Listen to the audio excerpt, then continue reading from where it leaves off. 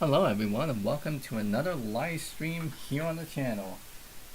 We are continuing where we left off on the last stream, obviously. And by the way, this is also going to be the last live stream that I'm doing this month, obviously. This month of July. Because the next one, today's a Friday, so this coming Saturday, it'll already be the next month, which is August. So, okay, I don't know what is going on there. Let me shut down and restart.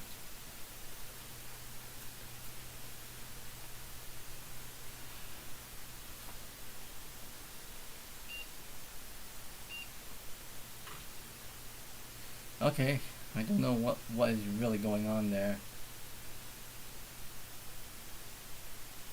But I guess I'm just gonna have to boot into the OS and see if the keyboard's working. Or Josh Kinder, welcome to the live stream. To my last live stream of this month, July.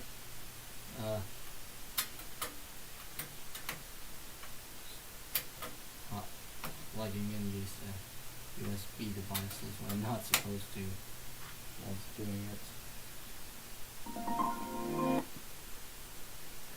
Sorry, I had to press the reset button just so I can see if I can get everything sorted out.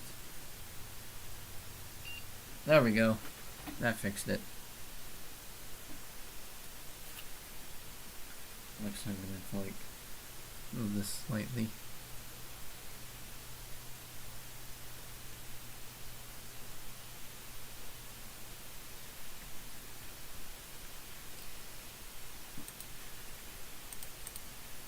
Alright, I'm also doing something else on my main computer as well, so there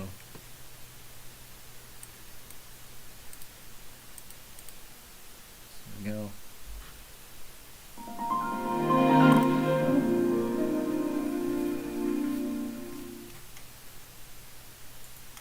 Yeah, it would seem like this one already has sound drivers built in. Probably the ones that has. Well, we got Windows XP Delta Edition currently.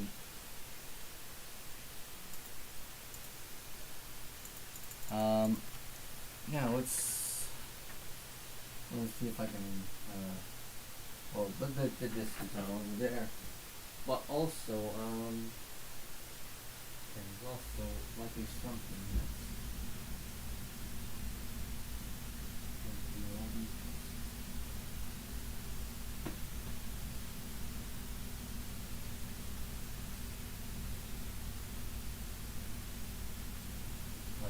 laying this out somewhere.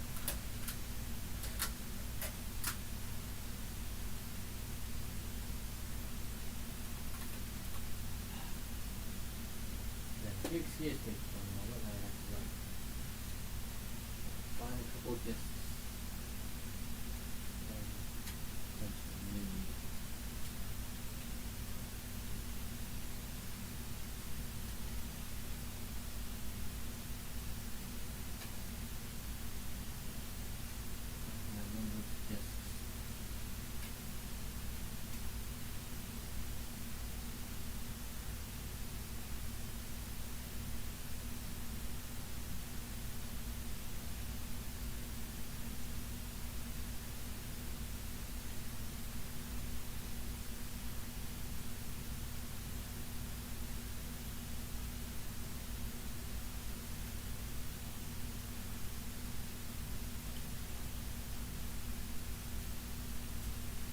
Okay, let's see how I can go down this route.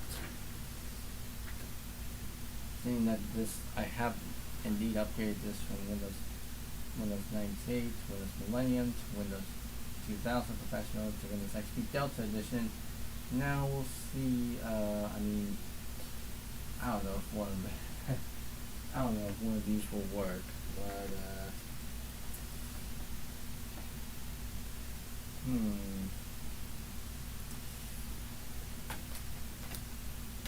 I don't know if doing this will work, but we're gonna do. I am gonna be upgrading this to another OS that is Windows Vista, obviously, but this one's the Lite. Vista Lite, it's the unofficial Vista Lite. I don't know if it will do an upgrade here. I'm guessing full copy versions just potentially it won't do an upgrade. Neither does this one. Neither does this one will. So yeah, I didn't really think so.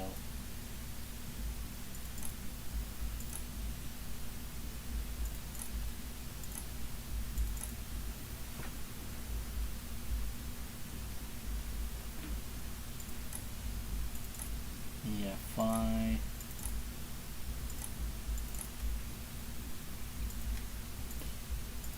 Yeah, I don't exactly know on that one, and I can't seem to size down that throbber now. Now that it's stuck at that position, I think it's probably like a set large animation.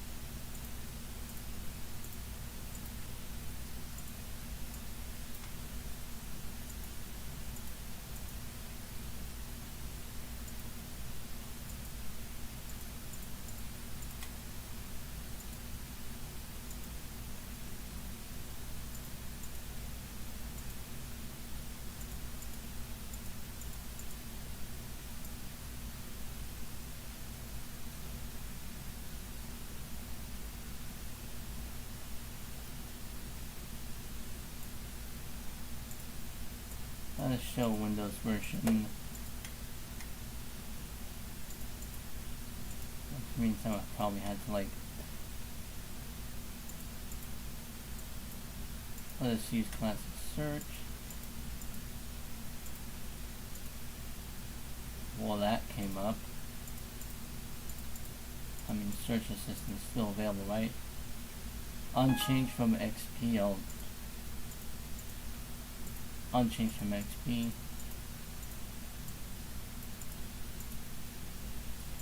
And then we got this style.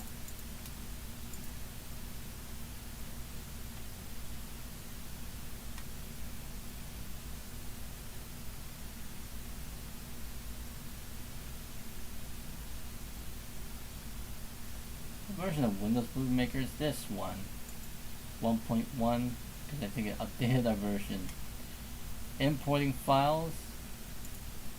File Windows Movie Maker 5.1 is the different version, even though it used the old Movie Maker icon still has. Wow, the color scheme is different.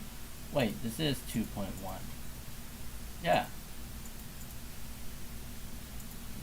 The color scheme looks a bit different. And I still got the Movie Maker sample file, the Windows Millennium Edition version. This one is not actually using the correct, it's not using the correct icon for whatever reason. That's the run message. Alright. Let's start getting this down. Alright, here we go. Oop. Not the disk. I got this one. So then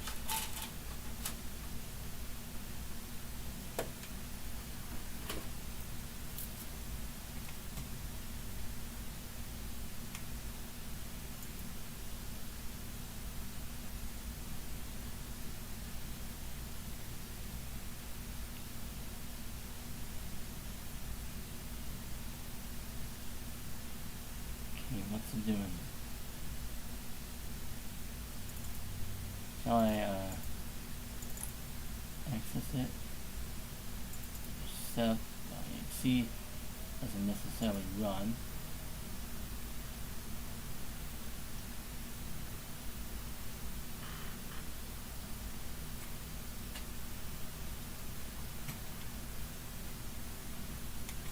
Check compatibility online. We'll just install now. This one contains Service Pack 2, so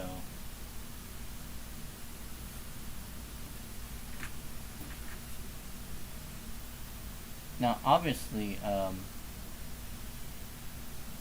the reason why I had the 6200 card in here is because if I wanted to run things like what Vista or 7, with the complete Arrow interface, and such, that would probably have it, because this one has like DirectX 9, C support, obviously.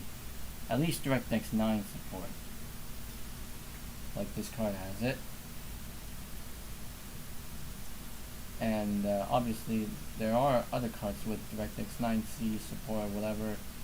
Probably like something like the GeForce FX series, like the FX 5200 and such.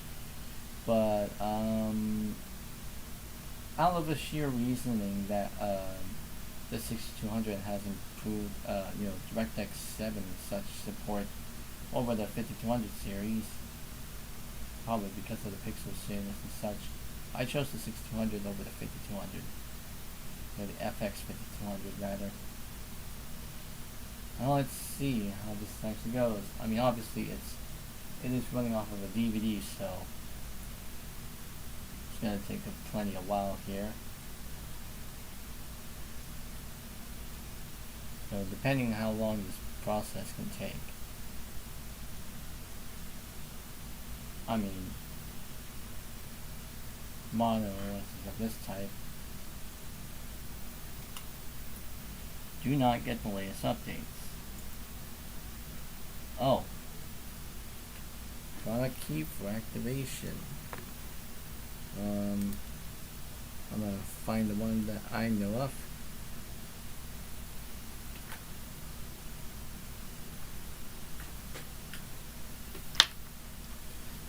So my phone's dying on me.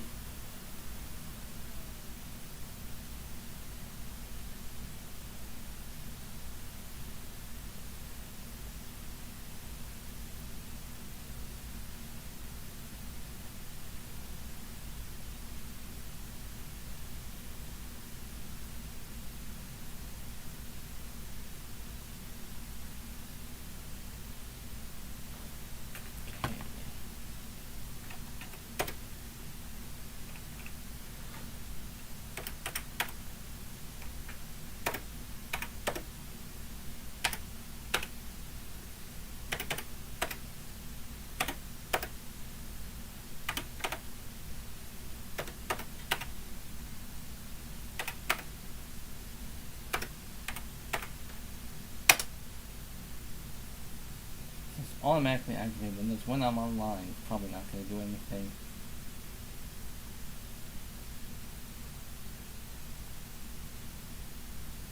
Okay, but it seems like it's probably going there.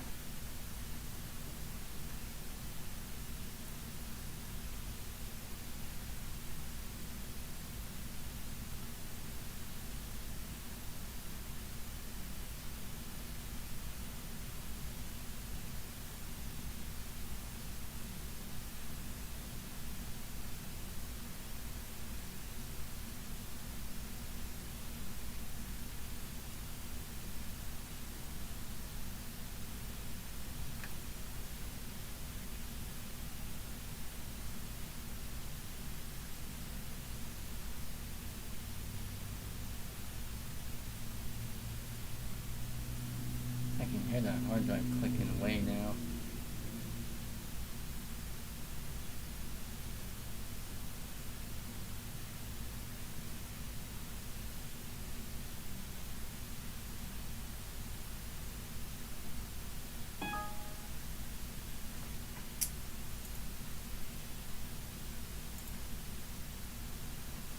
Commit. There we go. Got a license terms here. let's do an upgrade. Because I think, let's see if we can do an upgrade here. Checking compatibility.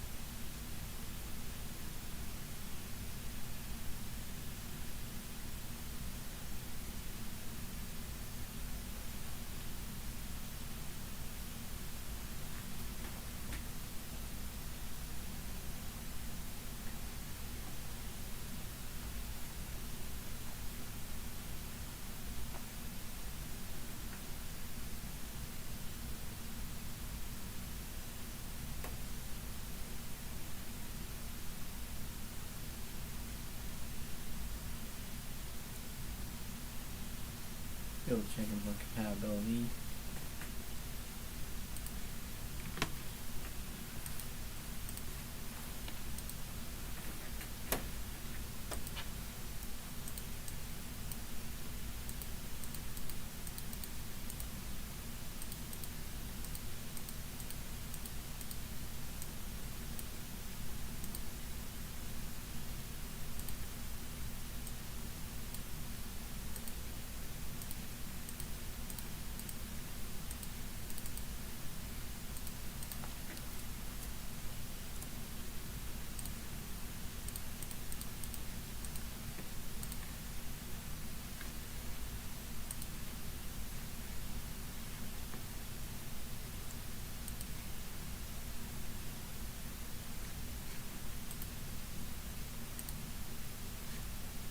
Oh, compatibility report.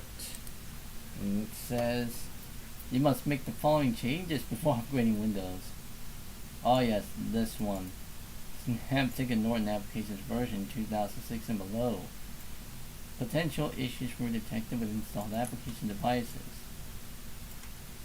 Wow, create a soundblast live series, Dolby Acrobat 5, Logitech QuickCam, Norton antivirus, PowerTouch XP, Messenger 5.1, and the NVIDIA display drivers. So, upgrade didn't go, but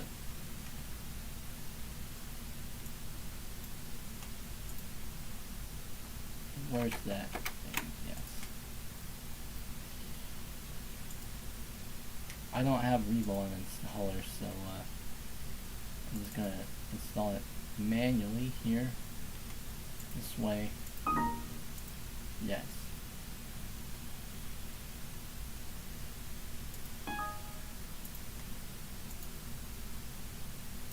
Disable.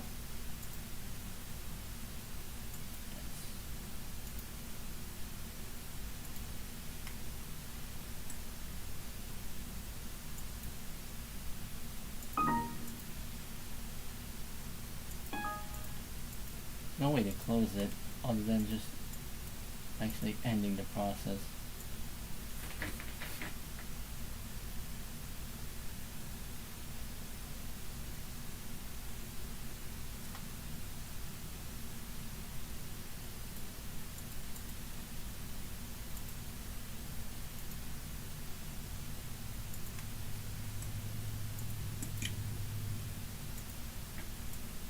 Let's see.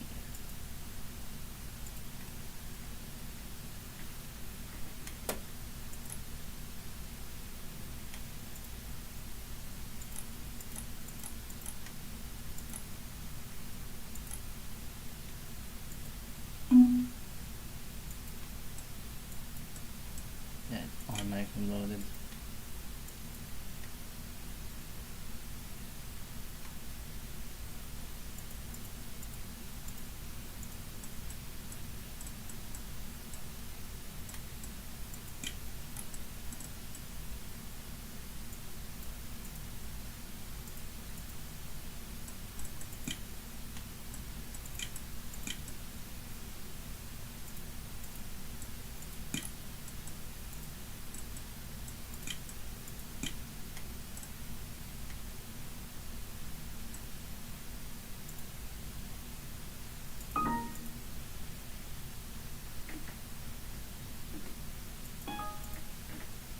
Windows, obviously. Shall I end some services?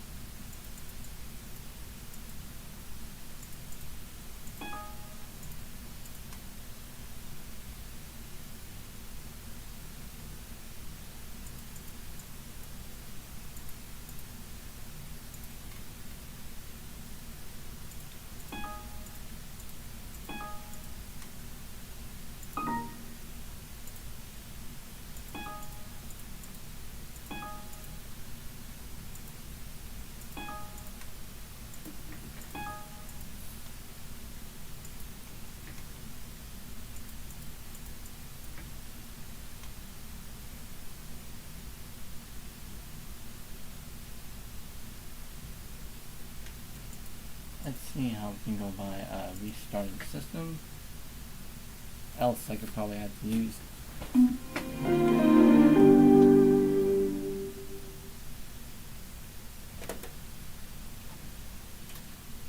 eject the disk.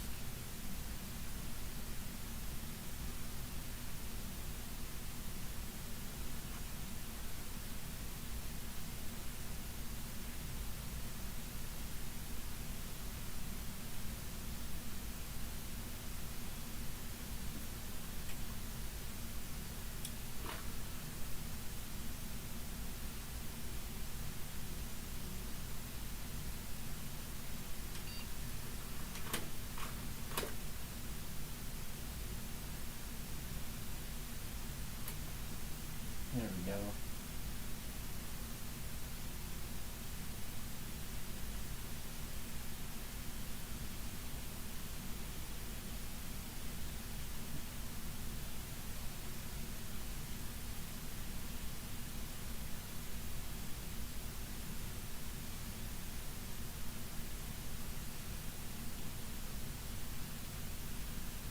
Oh.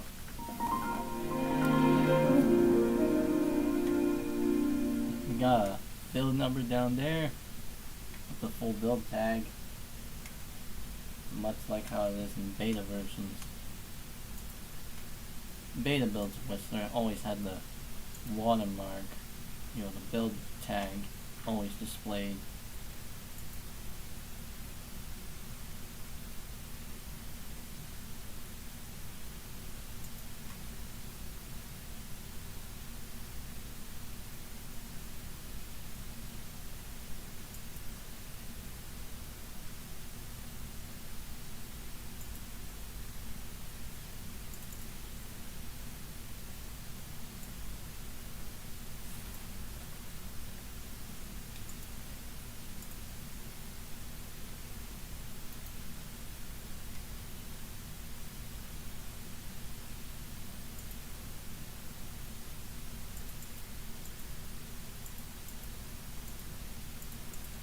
Oh yeah, Intel.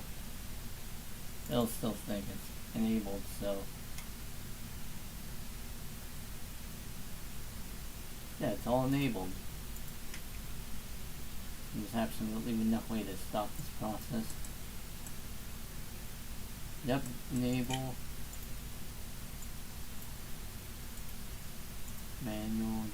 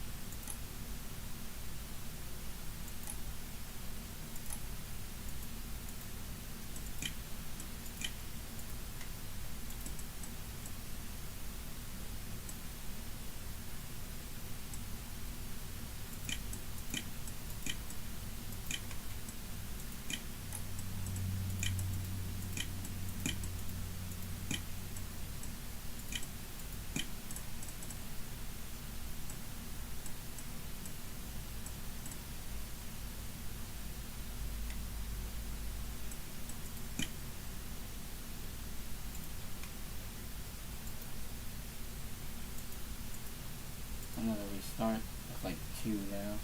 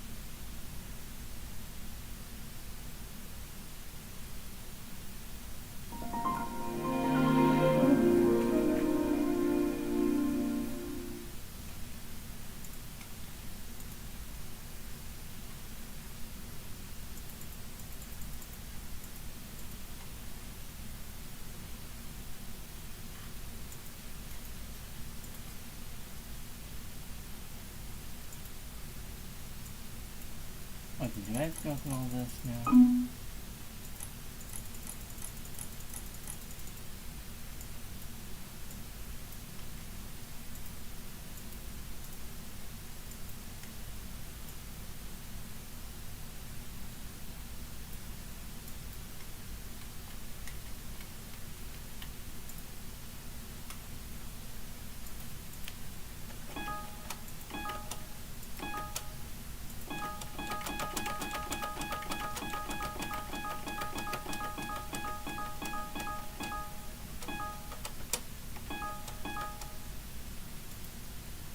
That's days, I can't forcibly remove it.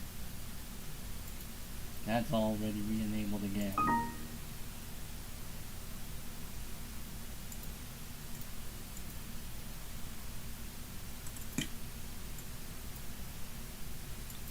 Yeah, it seems like it's already enabled.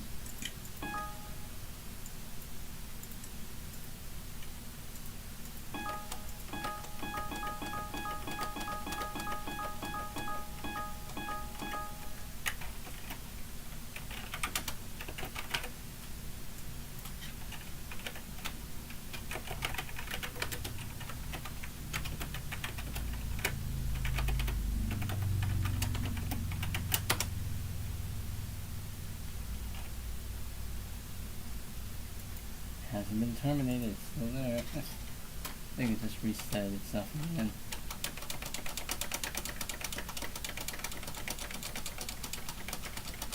Can't really force it.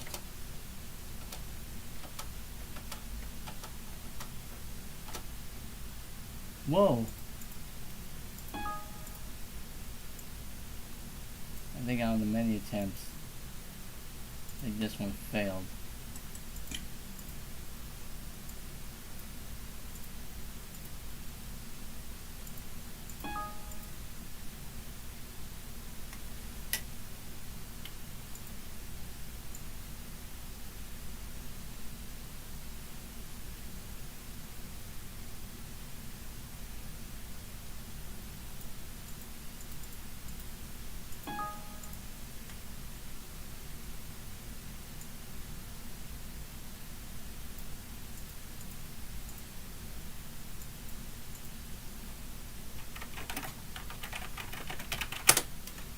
I can go to the services thing.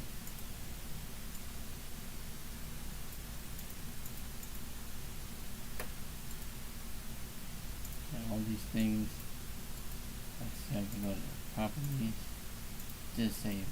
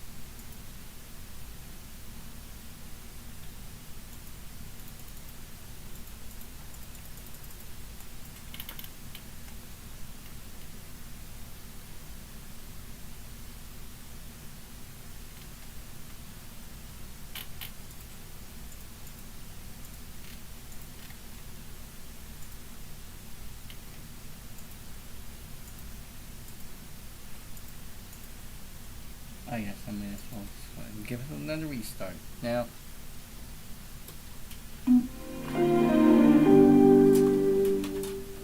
how about I not insert this disk in yet? Brax, welcome to the live stream. We're sitting on 20 views, 8 concurrent viewers.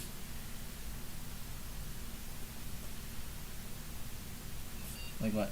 8:31 p.m. here in my area. So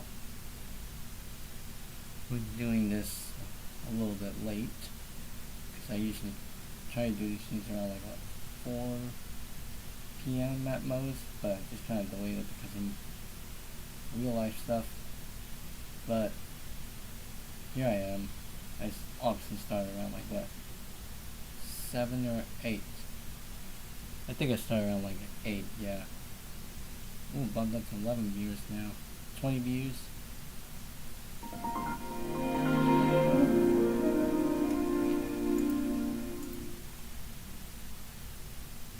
Let me see how I can install a different sound driver now.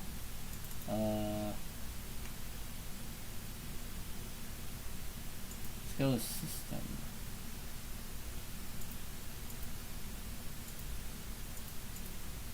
We can go to device manager.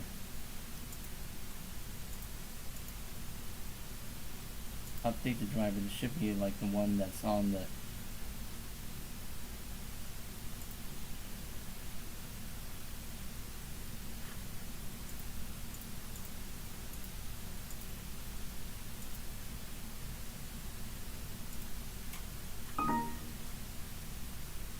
yeah, I can install the one from the disk, and the tripod fell again.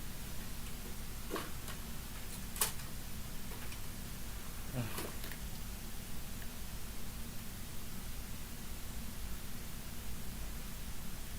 it's me and this tripod.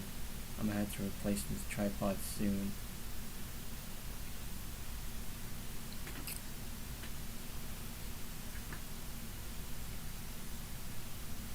There we go.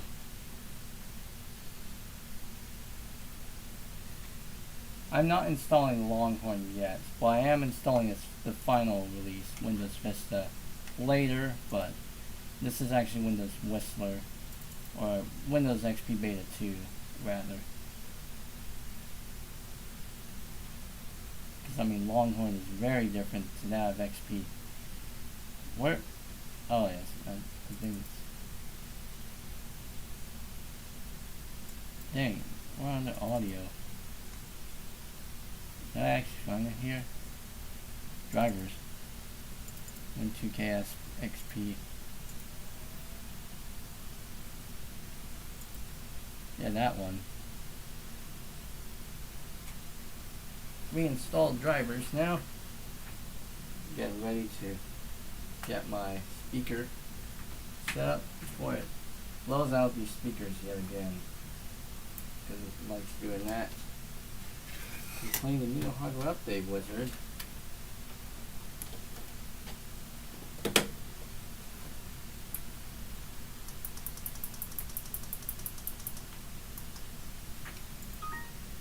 Yep, it is very loud now.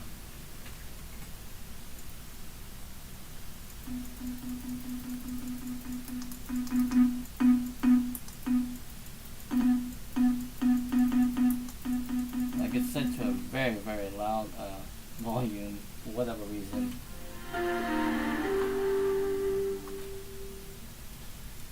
These speakers are preamplified, obviously, so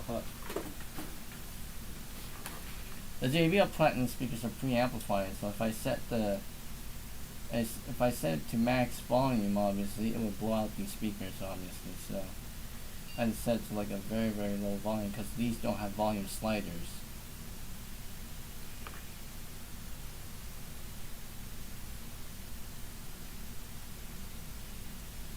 Brax, I am.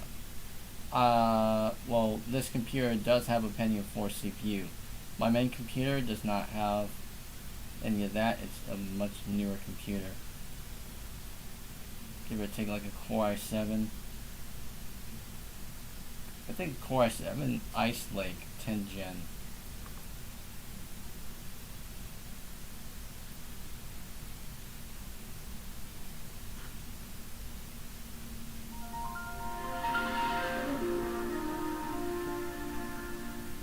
Yeah, it's a good thing that I plugged in the other speaker, that way I don't pull out these speakers.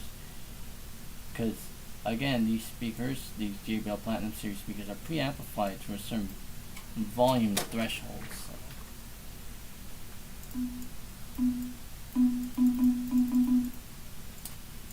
See if I can, yep, that's back. Can I use those types of drivers?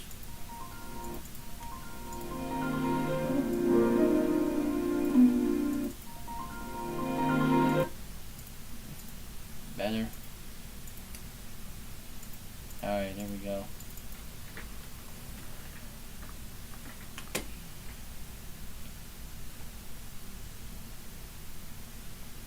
Well, anybody watching this live stream, feel free to chat with me or ask me anything while I do stuff. I mean, you're obviously chatting right now, Brax, so you can pretty much ask me anything. I mean, unless if there are a few people out there, because obviously anyone can join in and chat with me, as long as it is appropriate. Okay.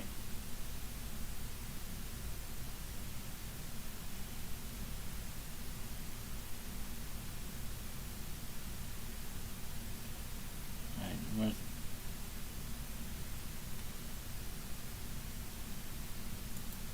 install pods?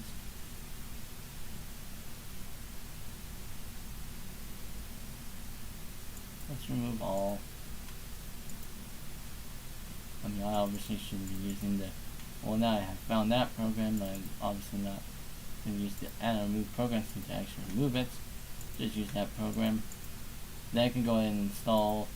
Not Longform, but the release that came out of it, because due to the development reset of Longform, it became Windows Vista. It was then improved on by Windows 7.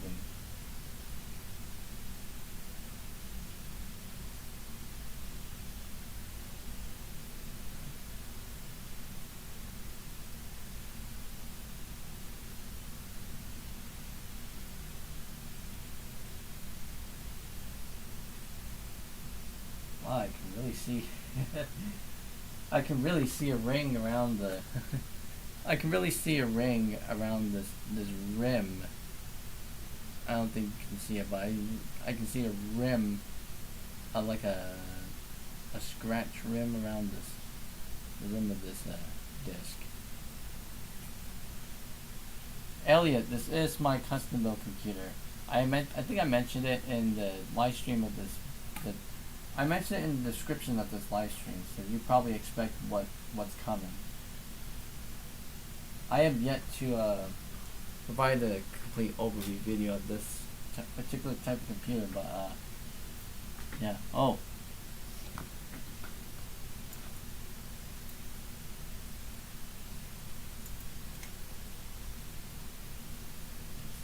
Try.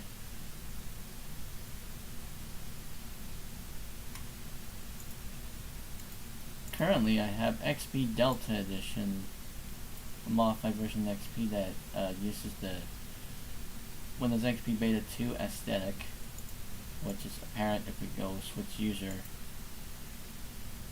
This is what it looks like, pretty much using the Beta 2 vibes.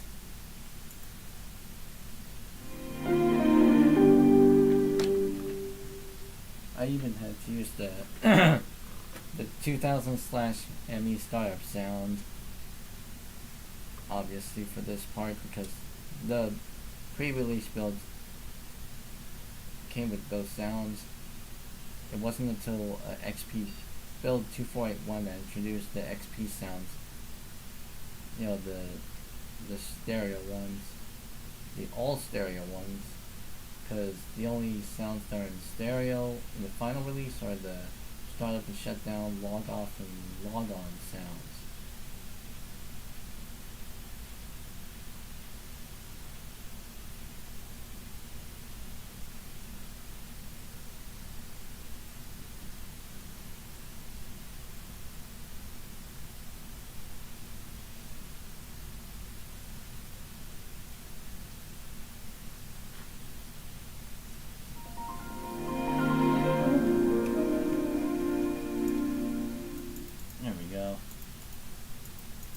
now it would seem like I can go ahead and redo the upgrade to that one. So I've already upgraded this from I started with Windows 98 2nd edition, then upgraded to Windows ME, then upgraded to Windows 2000 Professional, then upgraded to XP Delta edition. Now let's see if I can try to get this thing to upgrade to whatever version of Vista I'm thinking of, probably Ultimate, and then upgrade that to 7 Ultimate.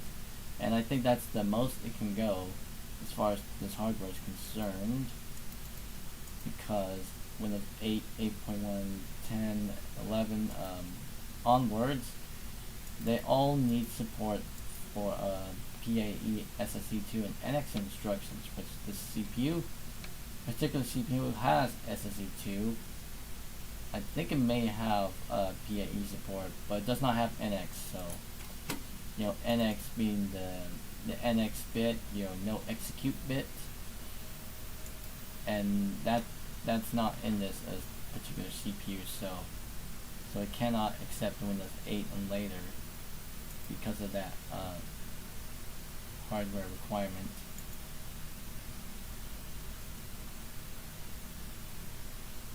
Like if I wanted to run Windows 10 on this thing, that's out of the question, unless if I had an old Pentium 4 CPU that has PAE, SSE2, and NX. Well, except for that one particular instruction, so that means it still cannot run it.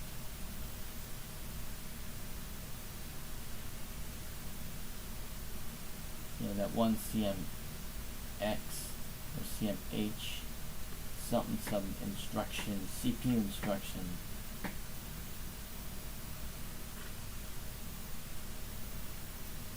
Alright, do not get updates. I could go without entering in the product key, but it feels like I would probably need to do it right now, so I have one on hand, so.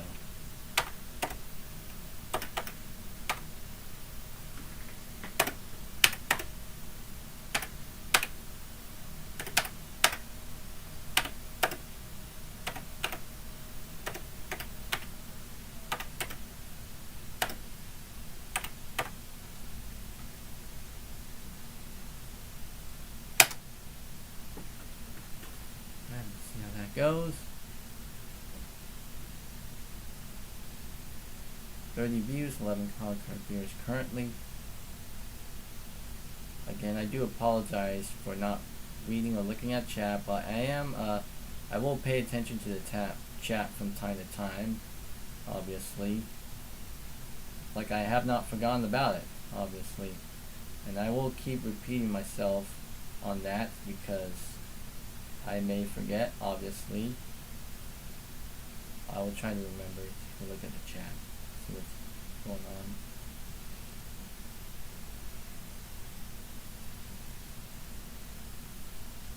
Brax, funny you say that because I got 1 gig of RAM.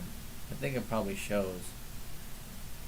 I mean, this CPU is 32-bit only, so it's not a 64-bit CPU, so this is why the disk that I have in there is a 32-bit copy of Vista, not the x64 copy. I could show you what happens if you try to load the x64 copy of Windows, like Windows XP Professional x64 edition, or even any x64 editions of Windows since Windows Vista. And I'll bring it up in there. Oh, must have mistyped it, I guess.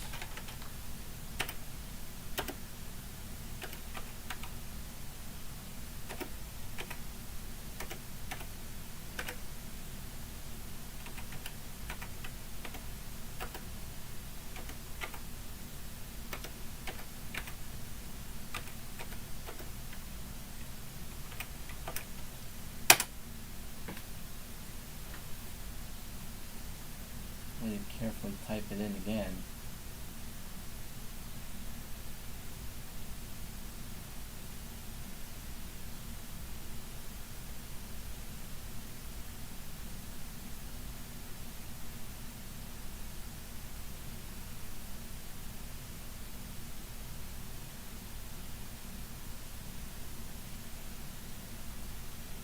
And now I can hear the hard drive clicking away as it's validated that product key that I typed in.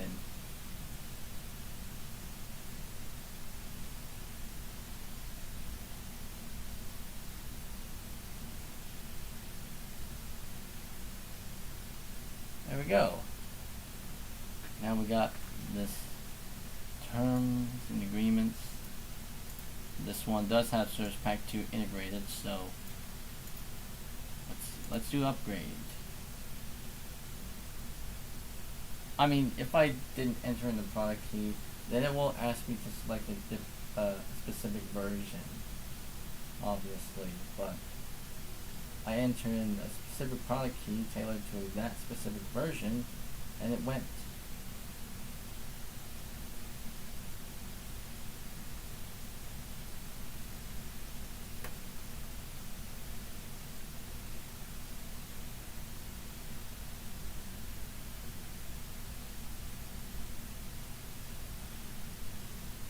Now I guess it's a matter of time before, it's checking for compatibility and stuff.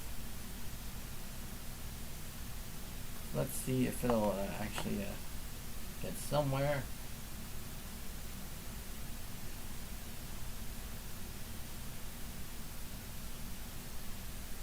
Obviously, the drive that's currently running on my custom built computer here, the retro custom built computer, is not the main drive. It's a secondary drive that I'm using. It's the 160 gig drive that I originally bought for the system when I built it back in late 2025, and what potential issues were detected with installed application devices.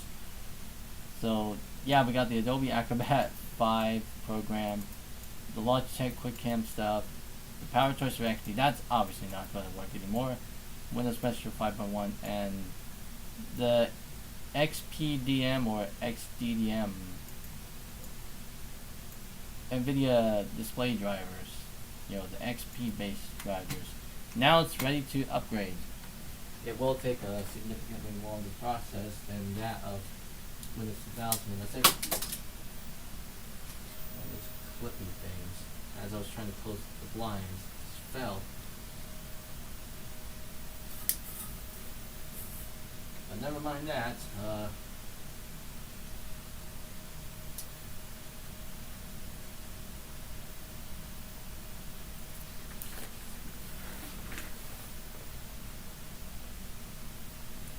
Your upgrade may take several hours to complete, obviously.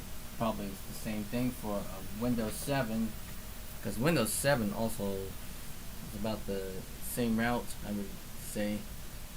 Well, considering Vista 7 and onwards installation,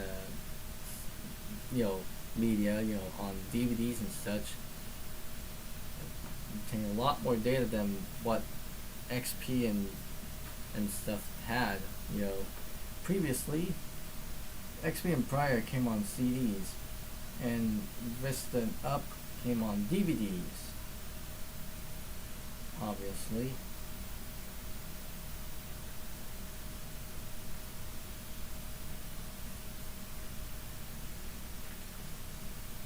Already at 17%. Oh wait, now that's 18, now it's 19.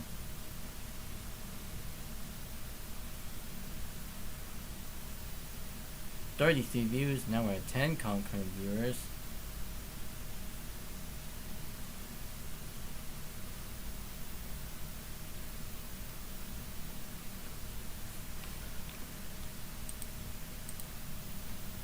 And I am also trying to, I am doing something else on my main computer.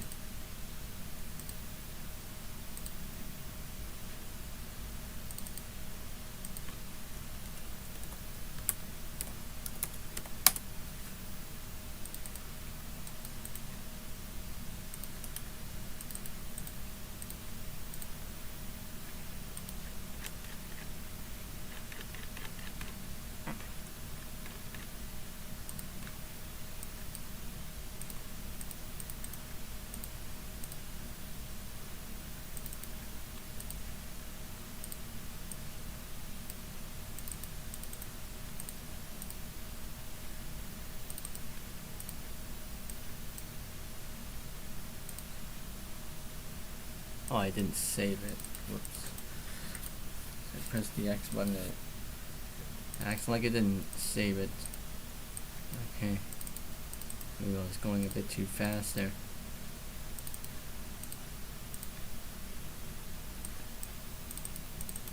Again, I'm doing stuff on my main computer, so I'm particularly related to whatever, anything retro tech related.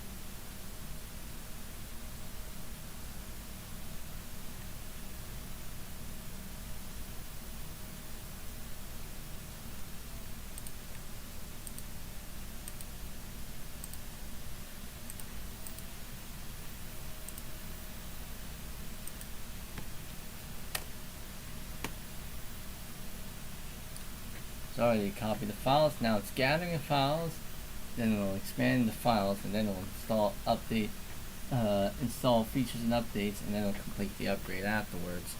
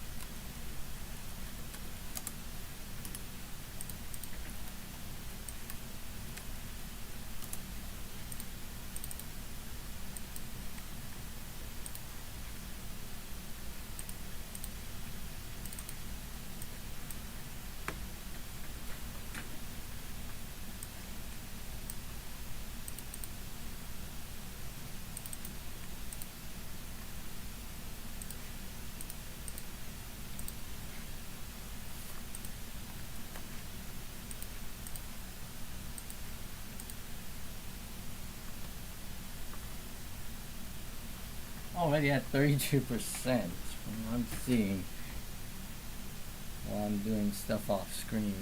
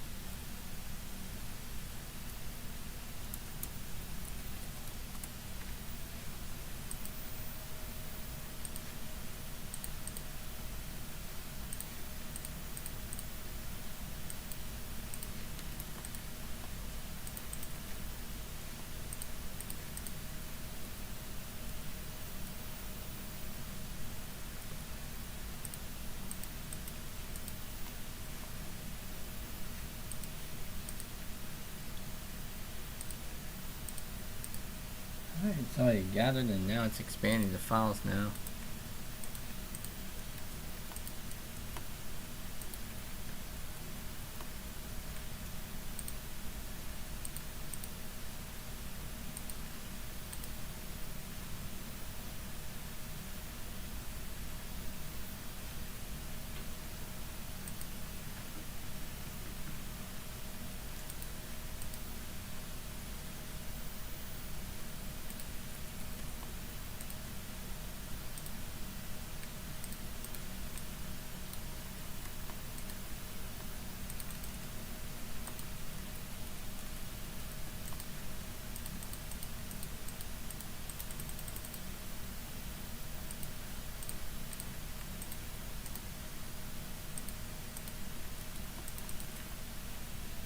Oh, it's restarting.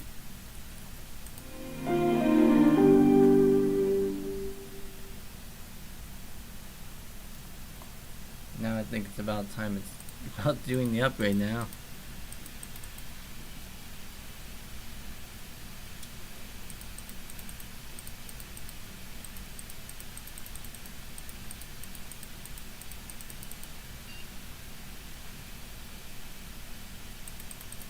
Alright, we got a unique frame buffer there, Windows setup. And now I think it's going into Windows Vista setup. Evident by that boot screen. Very minimalistic boot screen, just the progress bar and copyright that just says copyright Microsoft Corp. Obviously that style boot screen can still be enabled within Windows 7 onwards too, so upgrading Windows, here we go. It's gonna upgrade a version of Windows to Windows Vista, and then I'll probably do another upgrade to Windows 7, and I guess that'll probably be the stopping point.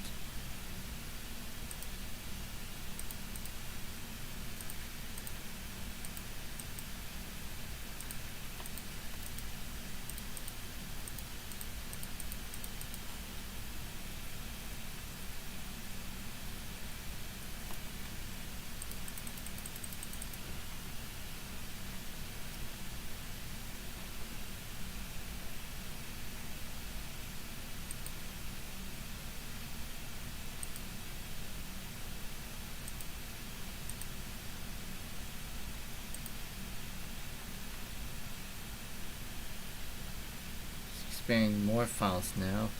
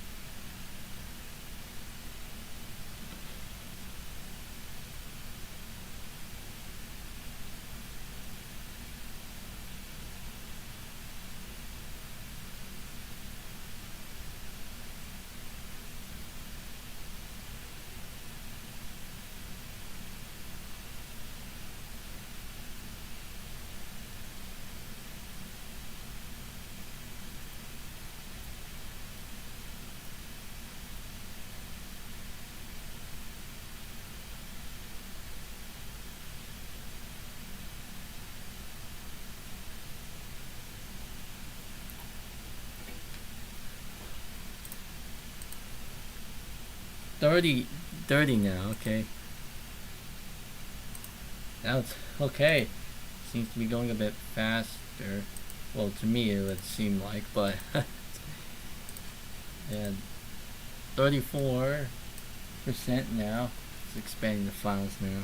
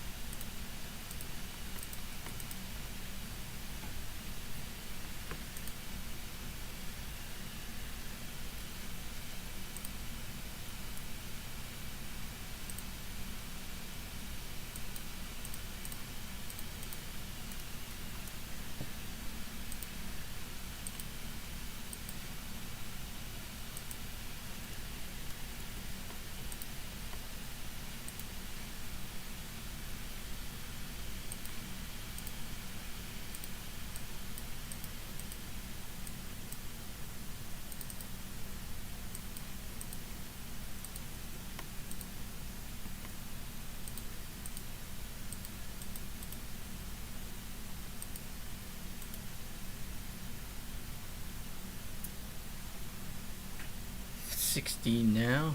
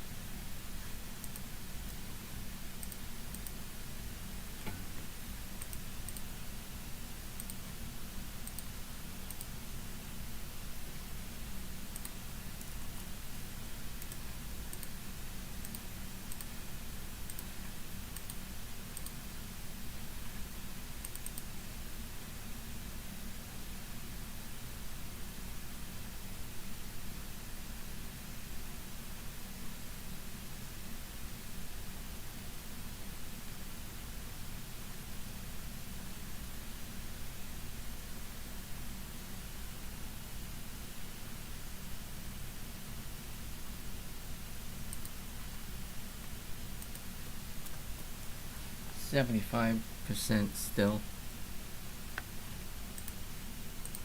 So keeping an eye on it.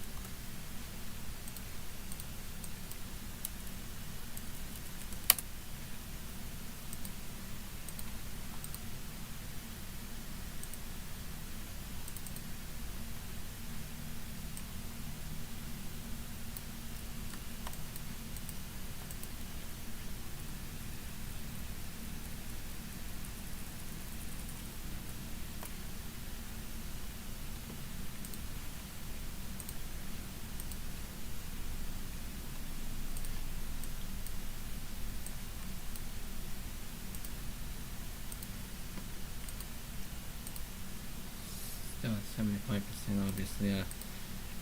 This is obviously still going, so.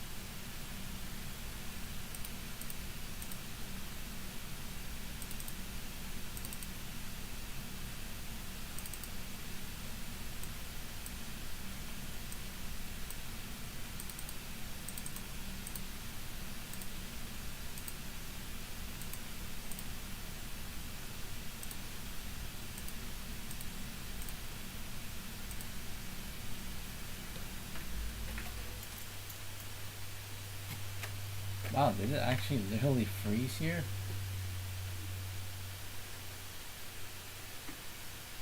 I am hearing no disk activity.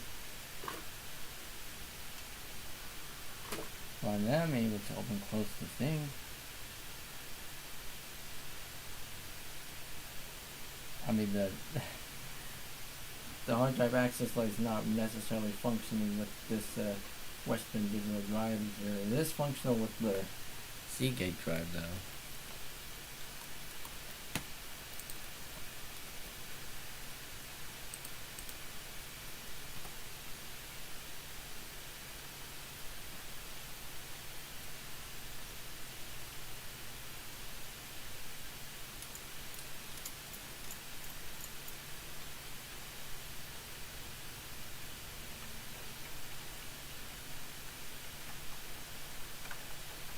Wow, I think it literally froze there. I think it was stuck at that. Can't boot the mouse. So I guess I'm just going to go ahead and do a physical restart now.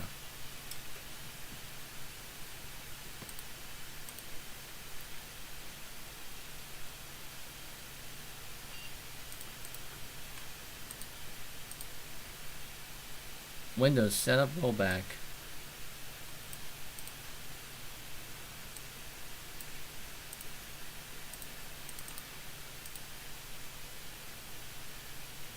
Oh. Probably because it was not successfully upgraded.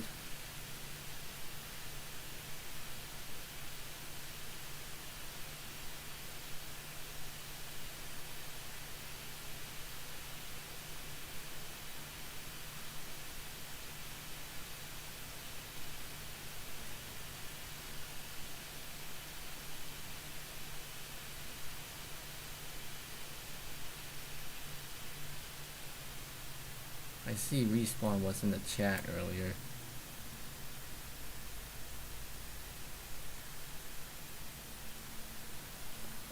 The upgrade was not successful. Your previous version of Windows is being restored. Yeah, because it literally froze. Midway into that setup. Well, if this ain't gonna cut it, how about Windows 7? Shall we directly upgrade from XP Delta Edition to 7?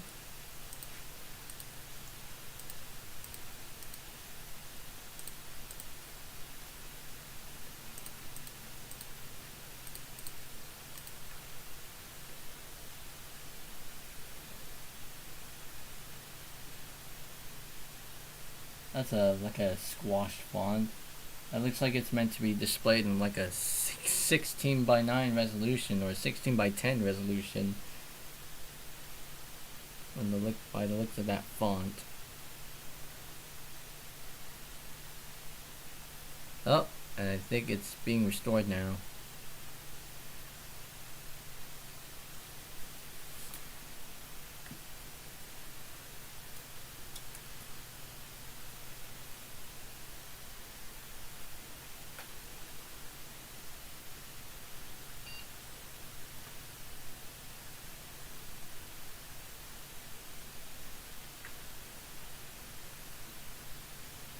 We go back to Delta Edition now.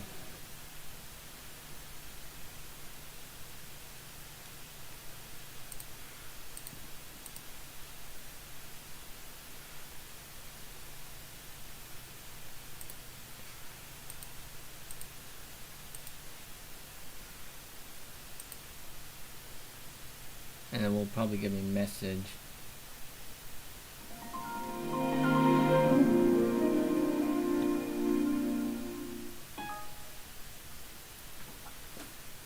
This version of Windows could not be installed. Your previous version of Windows has been restored and you can continue to use it. Before trying to install this version of Windows again, check online to see if it is compatible with your computer. Go to the Microsoft website and search for Upgrade Advisor. Well, that didn't work, but oh well.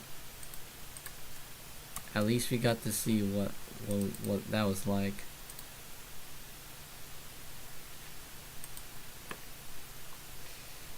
So, if this thing's gonna cut it, I mean, it is literally It literally froze halfway installing. Let's see if Windows 7 will do the same thing. Well, I mean, let's see. Do I have the actual? I mean, I have multiple versions of Windows 7 disks, but I need to make sure which one is the right one and which one is the one that I use the most.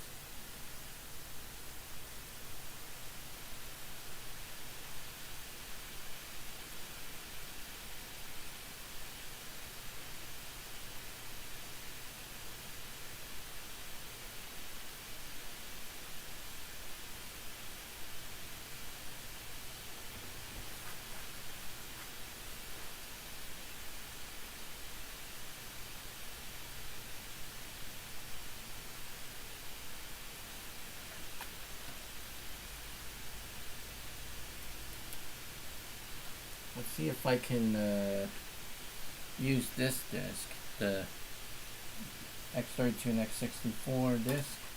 It's like a combo disk. I don't know if this will let me do an upgrade though.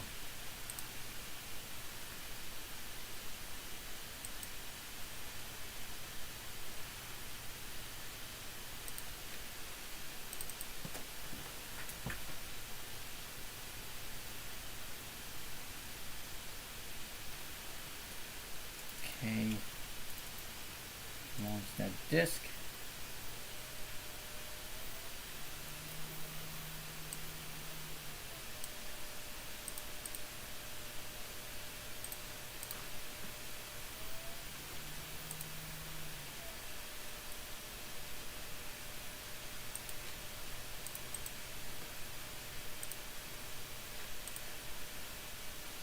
There we go, Windows 7. Install now.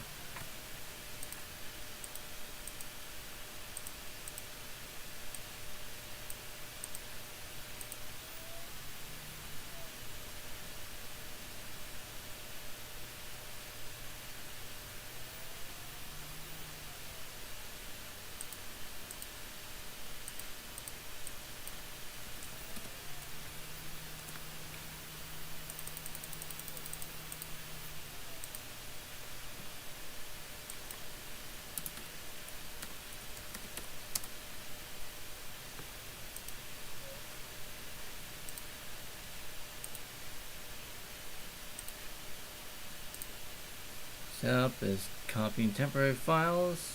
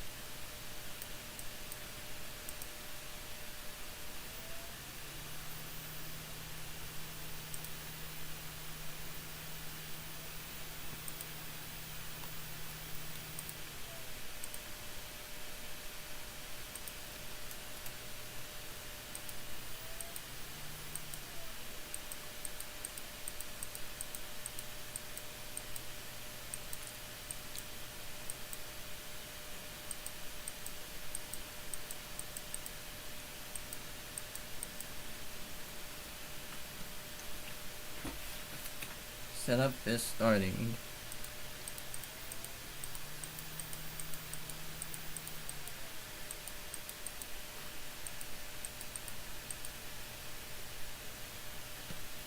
There we go. We do not get the latest updates. And now we got various versions, different versions. We need to select ones for the x86 architecture though, because the x64 ones don't work. So we got, for x86 we got Starter, Home Basic, Home Premium, Professional, Ultimate. All go to, I mean, if I'm upgrading from like XP Professional to 7 Professional, I would choose that, but let's see if I want to do Ultimate. So let's do Ultimate. I accept. This one comes with Service Pack 1. Upgrade. Wow. You can't directly upgrade from XP to 7. Okay. So it wants us to use Windows Easy Transfer to install Windows 7 and keep your files and settings. So I can't necessarily do an upgrade, from XP to 7. I had to do a 2-step upgrade from this and Vista. So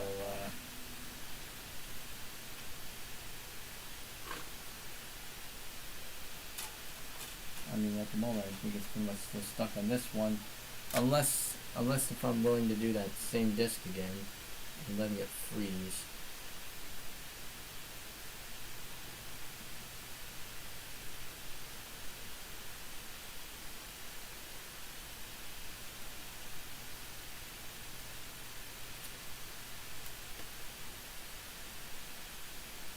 Either way, it's already like 9 now, so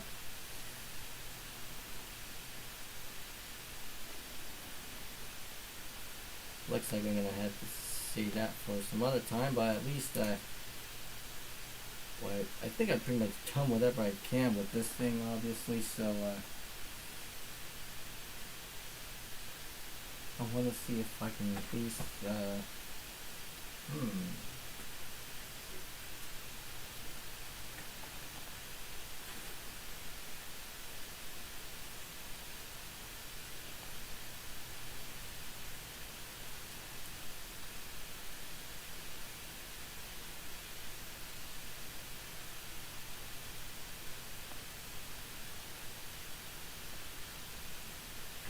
see if I want to insert this thing in, because obviously today marks,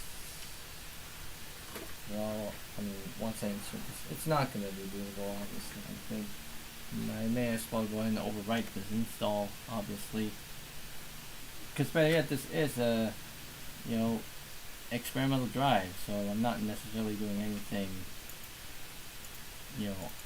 harmful to it on the main drive, but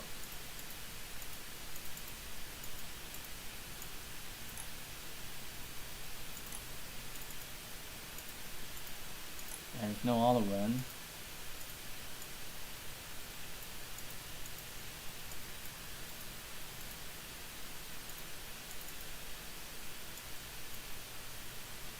CD launch NTSP6. This is what at least show.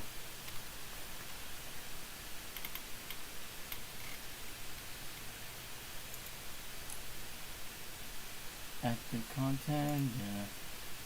Run. Oh, at least that didn't work.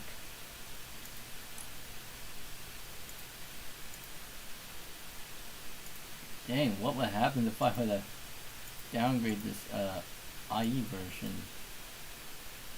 Or is it gonna back out? I would likely assume, right? Always run. Huh. Nothing. Let's do full. Reinstall all components. And that doesn't really do anything because it already detects that we have Internet Explorer installed on this thing. Oh well.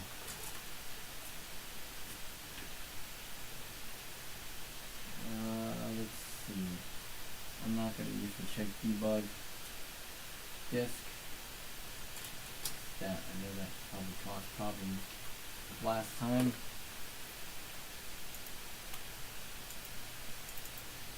Let's see about this other disk.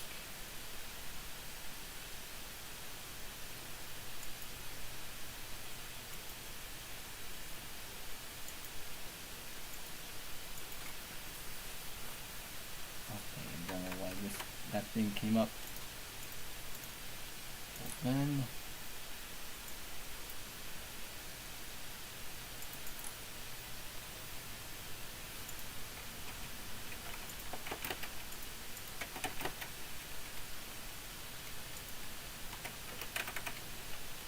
WinNT32.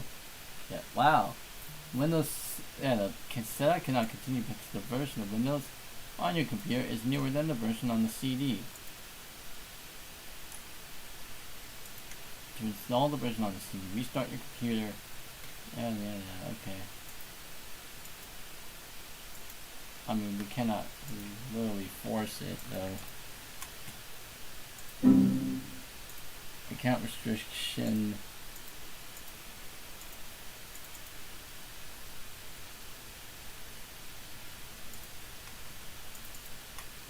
That's a DOS version. WinNT.exe cannot run on Windows NT. Yeah, I know. That.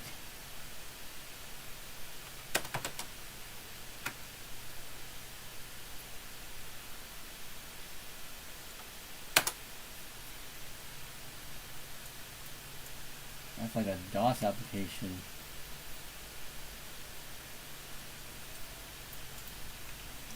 Telnet.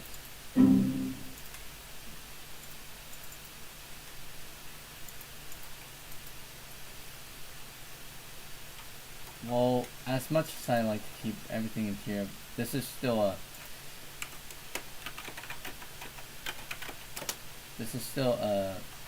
well,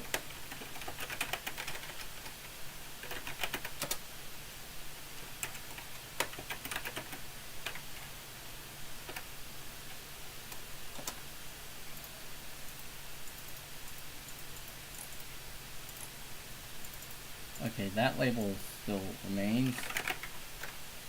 This is still an experimental.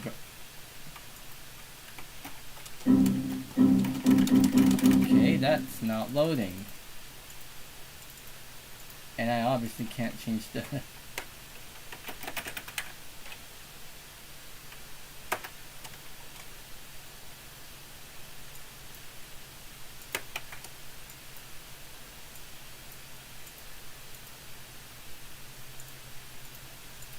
that's still remaining as Windows. Okay, fine.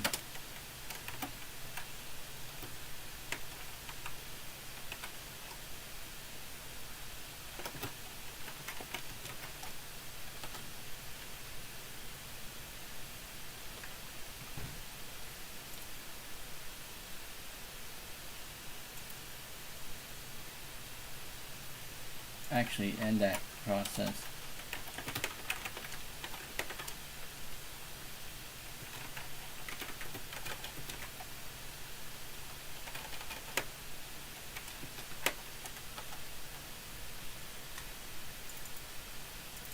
Okay, fine, and at least erase all this stuff on there.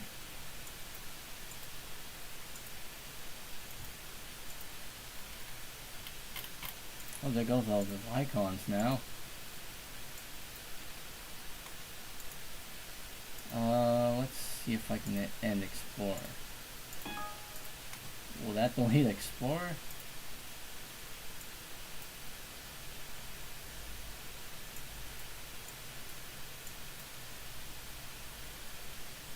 The person's drive. It seems like one of my brothers is back. It may seem like I may have to end the stream soon.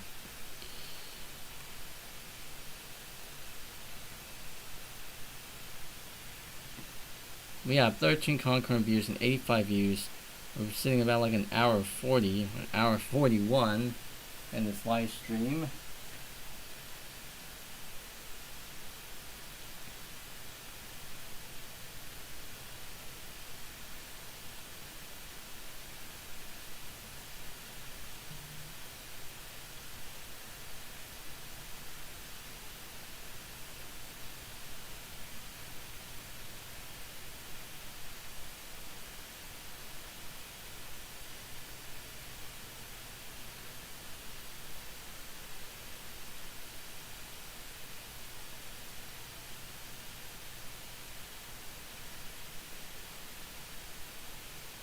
I'm at 86 views now.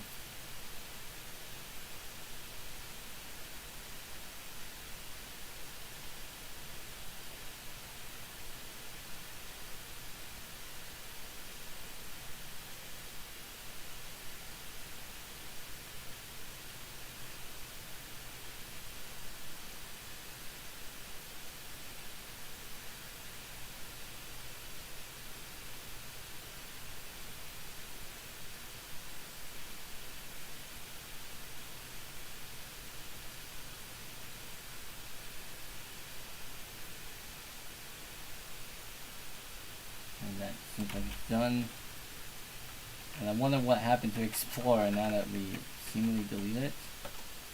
Yep. The Explorer's gone. Task Manager's gone.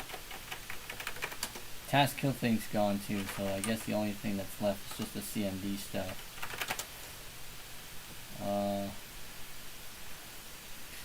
So,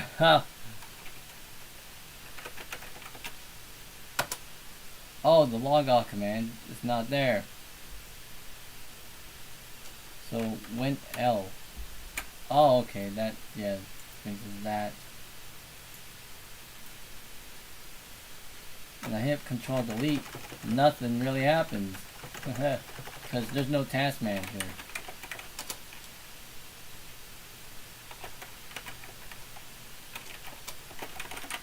It also deleted the registry editor. Okay, all those programs. Those are gone. So I wonder if I could, well, I mean, that's obviously not in there, but,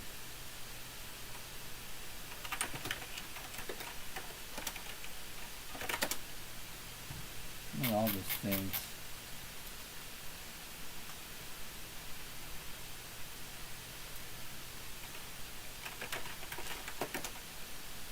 Well, okay. That is interesting. The location of the NT. Okay, this is interesting. So I actually deleted the XP files and then I ran this WinNT32 thing again. Now it's wanting me to install the NT 4.0 files. Location of the NT 4.0 files. Continue. Loading setup information file. What? Whoa! Setup requires you to provide 3 formatted blank high-density floppy disks. Setup will refer to these disks as Windows NT installation setup boot disk, setup disk, and okay. This disk will become click. Okay, when this drive is in use. Setup is.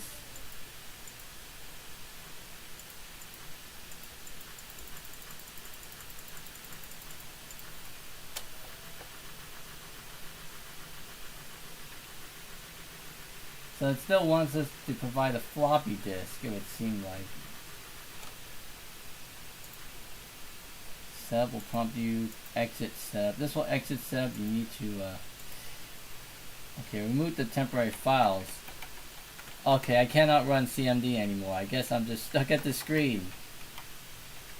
There's no Windows security anymore because I disabled the, well, I have not set classic mode, so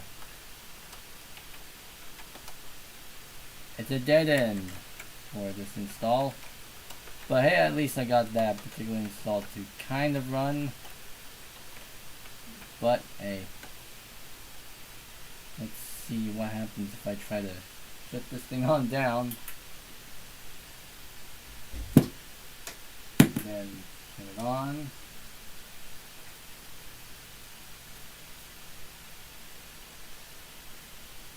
So it'll probably warn me saying that the NTLDR, the bootloader is missing. Yep. Press Control Delete to restart. And I will go into which one? Hit F. Okay. Where's the boot menu? Did I have to press like F10? I think I should press F10 to go to the, there we go, boot device, select boot device. Tap the CD-ROM. Setup is inspecting your computer's hardware configuration.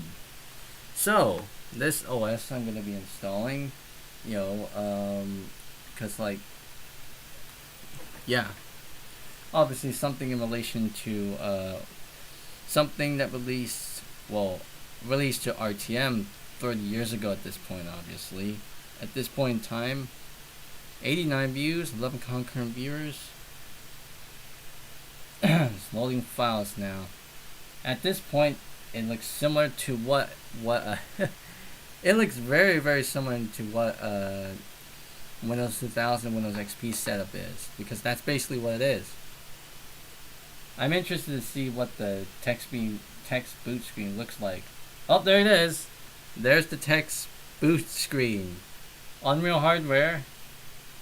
That's what it looks like. Microsoft Windows NT TM version 4.0 build 1381, one system processor, multi-processor kernel. It always displays that, though once the actual operating system is installed, that part is excluded. And it does listing the amount of memory that we have. Okay, here we go. Welcome to Setup. This setup program from the Microsoft Windows NT operating system version 4.0 prepares Windows NT to run on your computer. To learn more about Windows NT setup before continuing, press F1. To set up Windows NT now, press Enter. To repair damaged Windows NT version 4.0 installation, press R. To quit setup without installing Windows NT, press F3. Let's hit F1 for help. The Windows NT setup program makes it easy for you to set up Windows NT on your computer. Setup determines what kind of computer and file systems you are using and presents appropriate options for you to choose from during setup. If you want to change a recommended setting, select the item you want to change and then choose a different setting. If you need more information before deciding on a certain option, you can always get help by pressing F1. Now obviously, I don't know if you can hit F1 on the Windows 1000 Windows XP setups because they don't have that option listed. Enter next page, setup program. I'll just go by through all these things.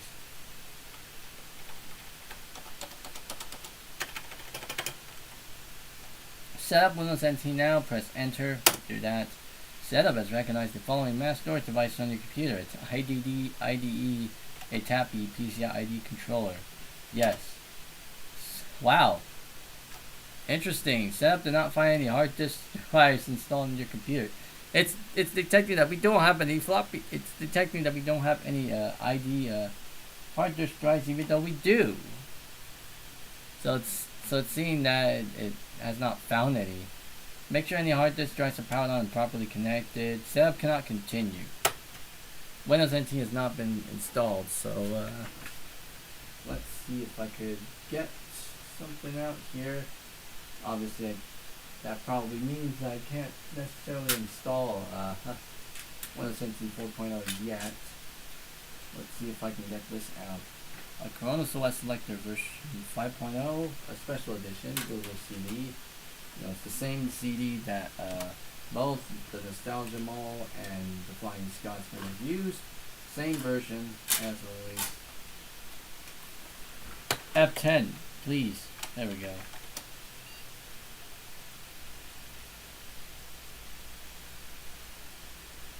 There we go. Starting cross-loader. I did put this on floppy disk, an actual floppy disk, but I think that got bit rotted.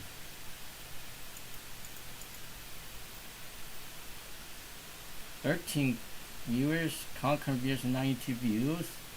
So analyzing the partitions, and I will go ahead and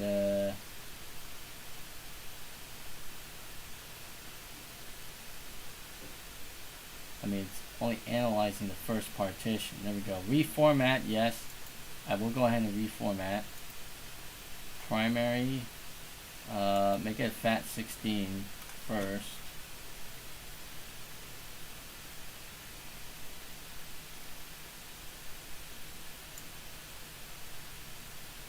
.9 gigs, so it's like a 2 gig drive.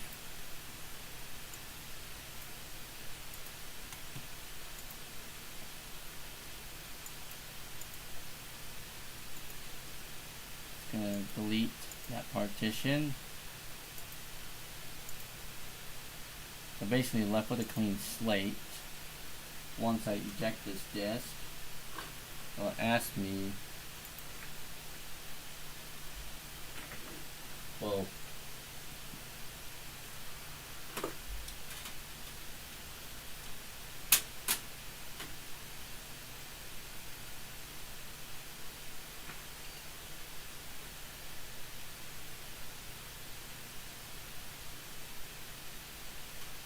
yep, just giving us just a blank screen now. Well, I highly doubt Windows NT 4.0 will actually detect that disk, considering how new this hardware is. Well, NT 4.0 Service Pack 1 to be precise.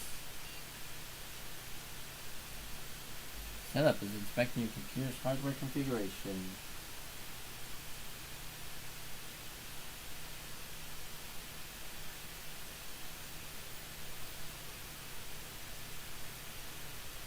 It's setting up all those things again.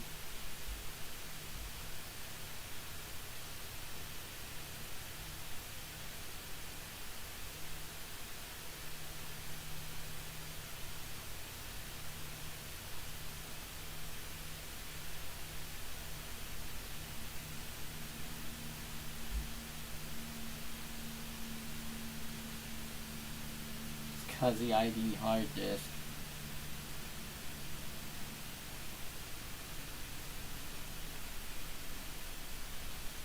And there we go. Now we got boot screen again.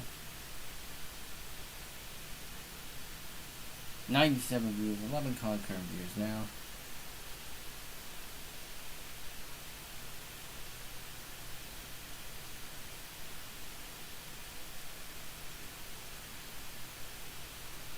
Concurrent viewers.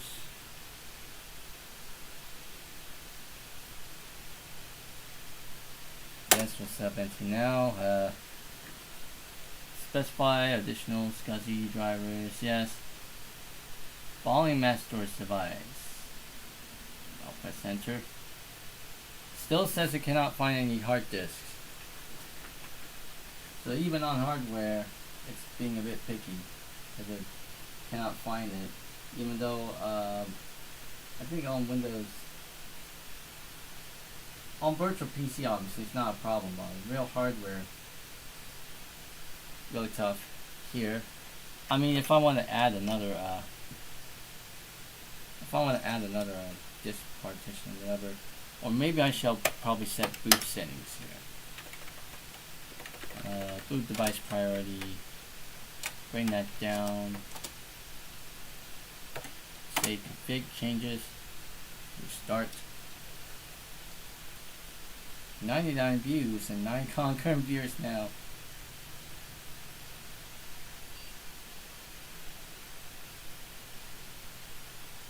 Go setup is re-inspecting your computer's hardware configuration again.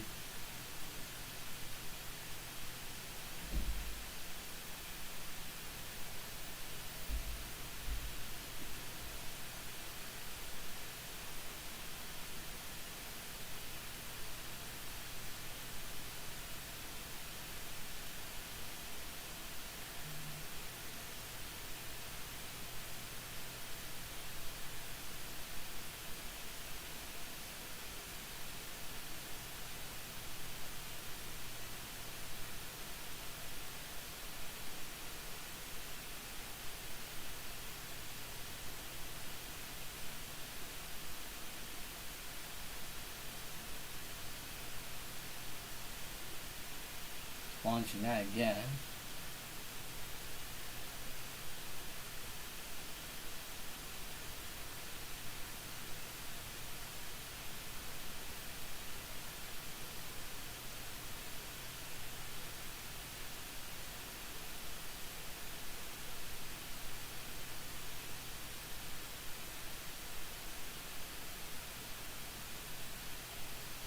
Alright, there we go. Press enter. Let's specify additional device. Well,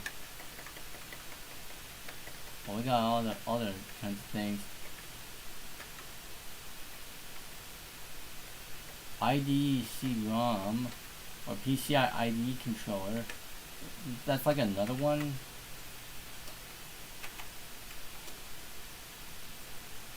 Cancel. I think we got a bunch of controllers here.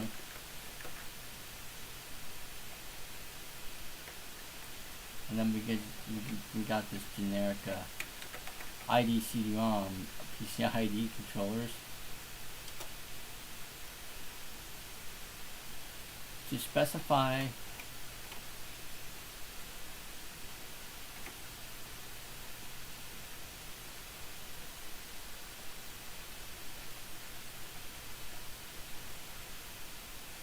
let's see, do other. It still wants us to provide floppy.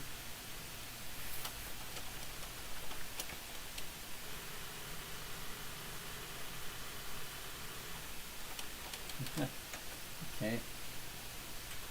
I do wonder what would happen if I would actually use the Windows 2000 disk and see if it actually loads drivers there, but I guess that's probably conflicting with whatever that's happening here, but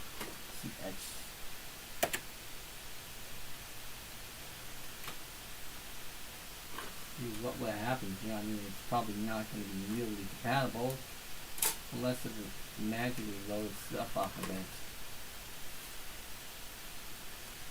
Let's specify additional device.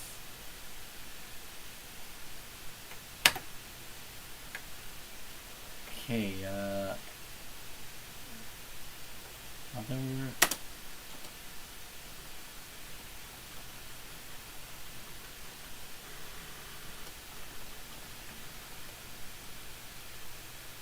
Continue. Still said did not find any hard disks. NT has not been installed. Yeah, so unfortunately I cannot install Windows NT 4.0 on this particular installment on this particular computer anyway, but I could at least install Windows 2000 on it. I just couldn't install NT4 on it for whatever reason. Probably because of the setup that I have on here.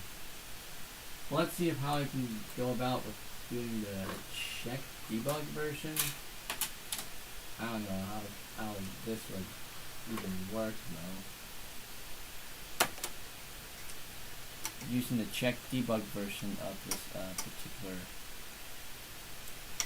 this particular thing.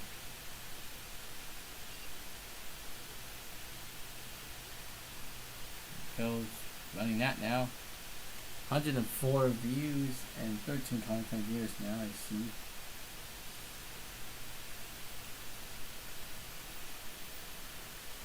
I just got a different NT 4.0 disk.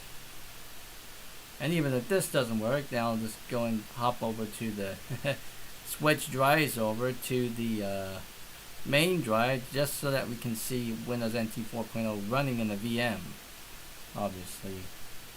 Like, I can just go to Windows 2000, launch the Windows NT 4.0 VM, and just call it that.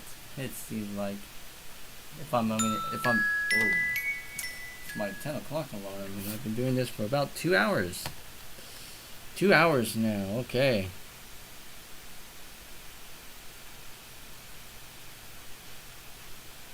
Wow.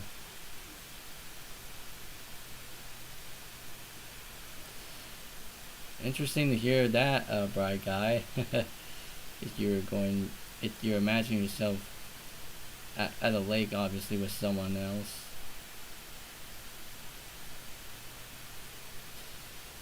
And seeing this is check debug version, I see init stuff. It's gonna do the same thing. Yep. It still says that it cannot find any hard disks. I think it's probably because I think it was expecting a hard disk drive on the primary ID controller, and it couldn't find any. Or on the secondary. I'm not too sure. ID configurations on this thing is a bit of a hit and miss, especially with the way how this computer is configured. NT's not been installed. So, I guess with that being said, I'm just gonna go ahead and wipe out that. With that being said, I'm just gonna go ahead and wipe out the secondary drive, obviously, and just wipe out that. Yeah, wipe out the secondary drive by departed. You can just call it there, and it'll be ready for whatever future experiments that I may be doing. Obviously, I just gotta replug in the main drive. Departed now. Departed live. Default settings. See how this goes. 108 views, 10 concurrent viewers now.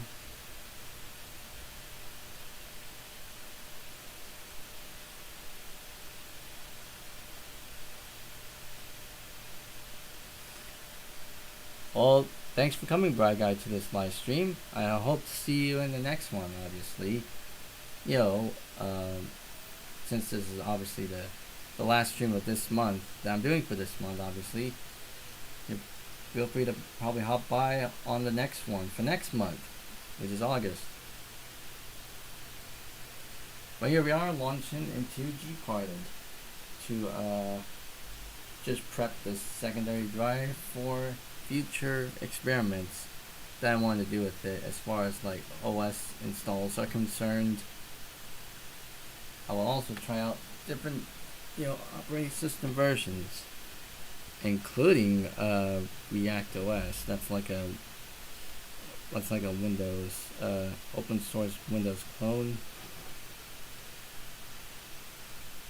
Wow. Yeah. Well, thanks for watching and enjoying these types of live streams. Obviously, Bride Guy, we appreciate it.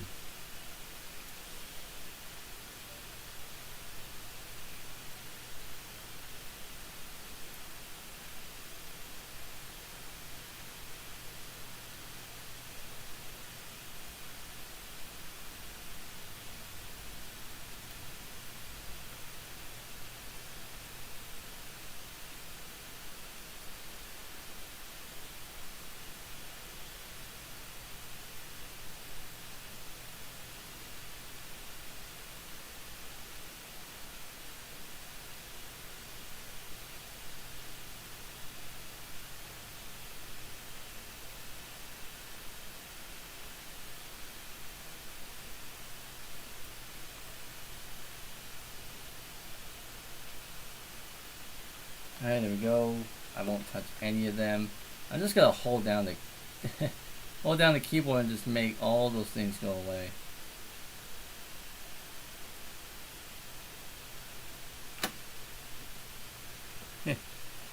How that?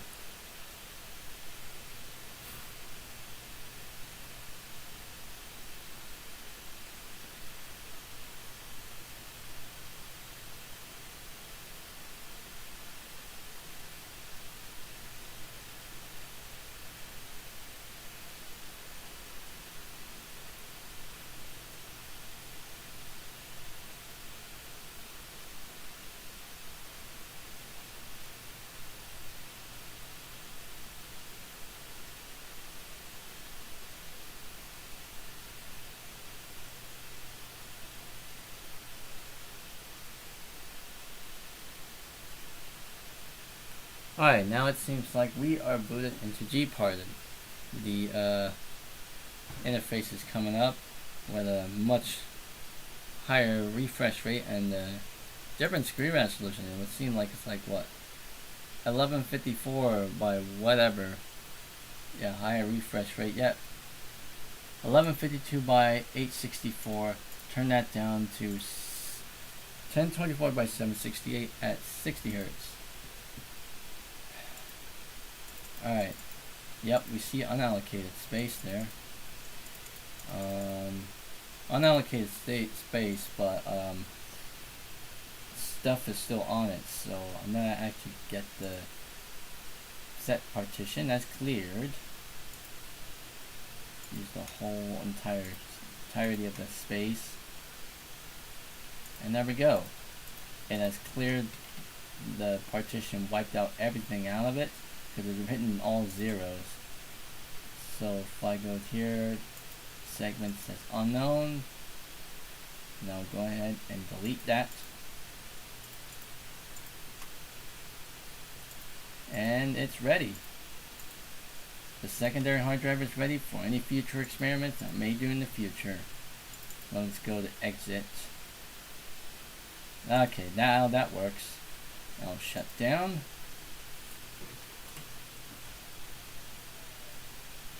I'm gonna press enter.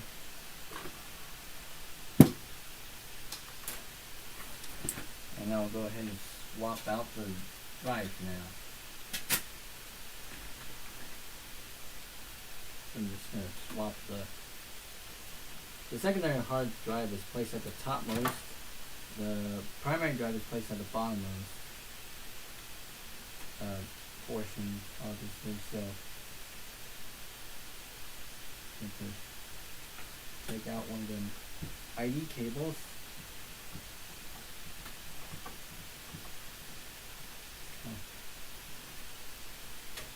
Go. And then move that down. Move that one ID cable down there. Insert that in. Best I can.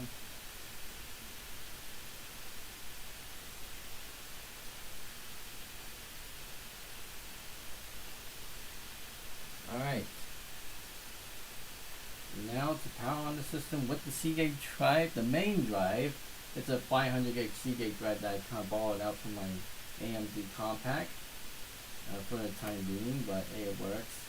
Let's turn it on.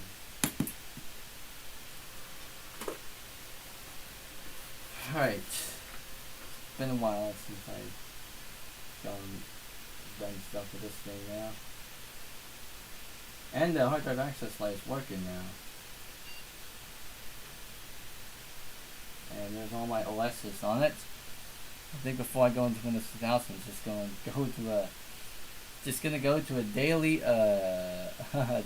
traditional setup here. Just checking up to see what's on my 98 partition. Nothing much has changed, obviously. I haven't really done much to it. Well, nothing really that major. But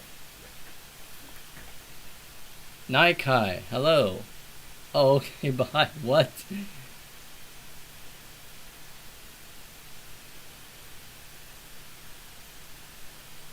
$112 views with 5 concurrent views currently.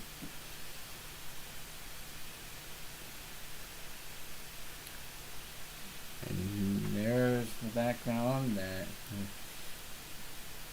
every one of my channels is talking about. And hit escape. It won't necessarily hit enter to sign in. I mean, that's the thing with Windows 9X, that you can hit escape on this client from Microsoft network password screen.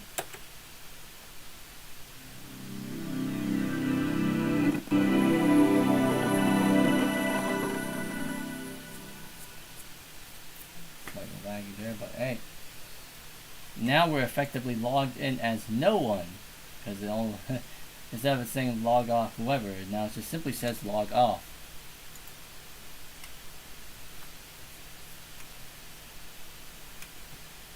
But everything's in there, all my apps and stuff.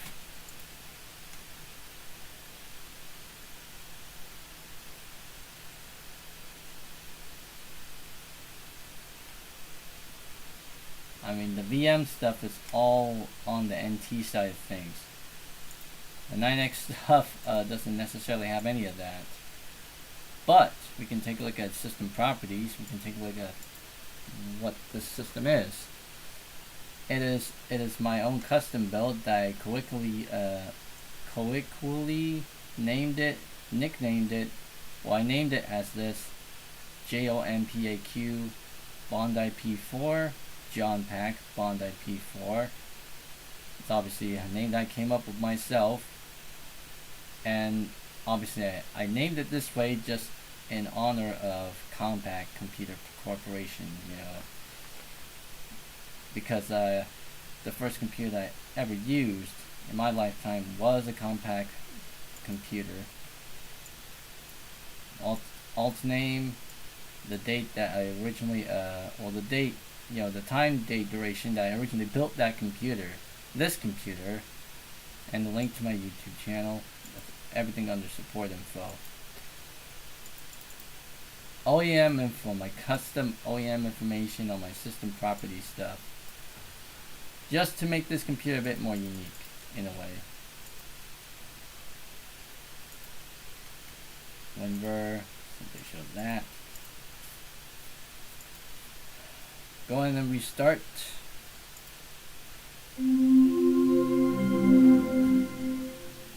I wanted to check up on Windows NT 4.0 because obviously 30 years ago on this day, Windows NT 4.0 released to manufacturing. 30 years ago, on this day in 1996, that was the workstation version, obviously. The server version, RTM, I think, later or something? I'm not too sure. But the server edition of Windows NT 4.0 did release later than the workstation versions.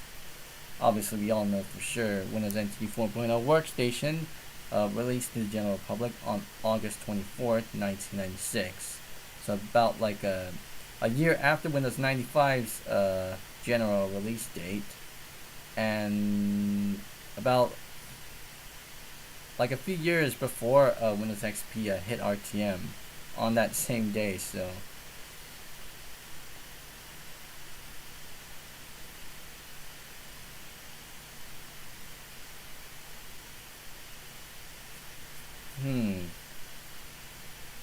the treehouse theme that you're talking about, I mean, there's like various types of themes. I mean, Windows 19 had its own selection of themes that you can obviously select by going through. You can obviously add custom desktop themes if you go to add components, and it's pretty much like the same set of themes that you get in Microsoft Plus Windows 95. I think you're talking about the jungle theme or whatever. I'm not too sure, but log in.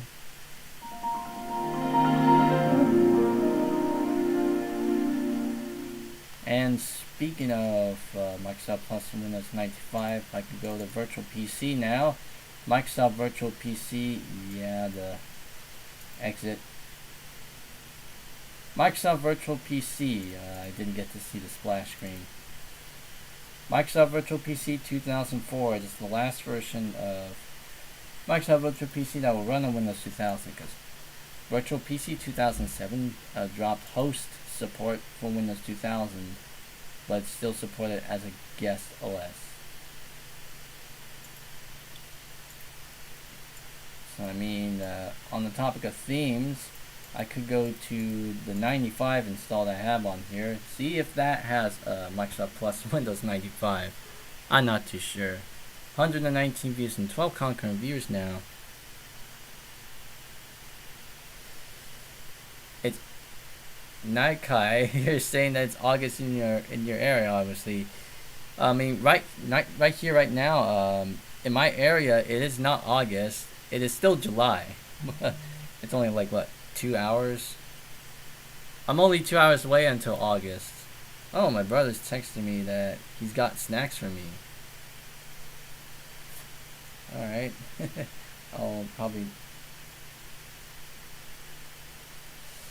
take a look at that afterwards. Probably after this stream ends.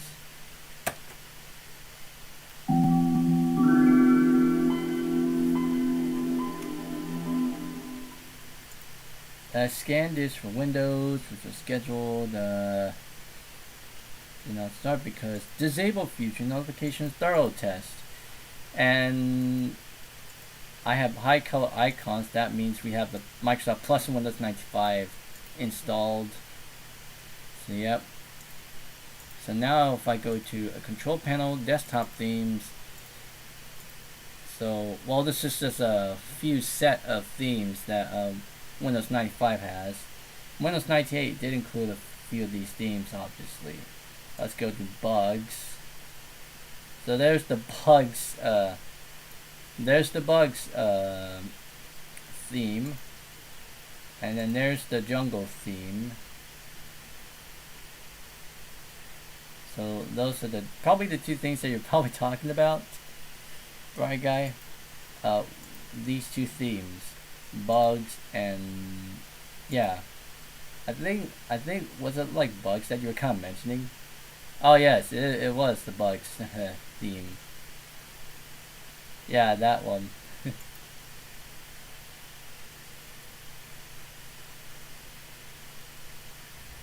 Oh wait, are these like It seems like these are the only things I have. I got baseball, I got bugs, I got horses, I got jungle, messy room, and then I got Reman, snowboarding, space, treehouse. Oh yeah, this is one of the things that you also mentioned. Treehouse. This is the treehouse theme, and then the underwater theme, and then the Windows default. I think there's plenty of other more themes, including the more Windows theme. But I don't know what type of Microsoft Plus pack did I install. I'm going to have to go to my admin new programs. Yes, I have Microsoft Plus for Kids installed, as well as Microsoft Plus Windows 95. I do wonder if there's like multi-language support. Let's see if I can add multi-language support.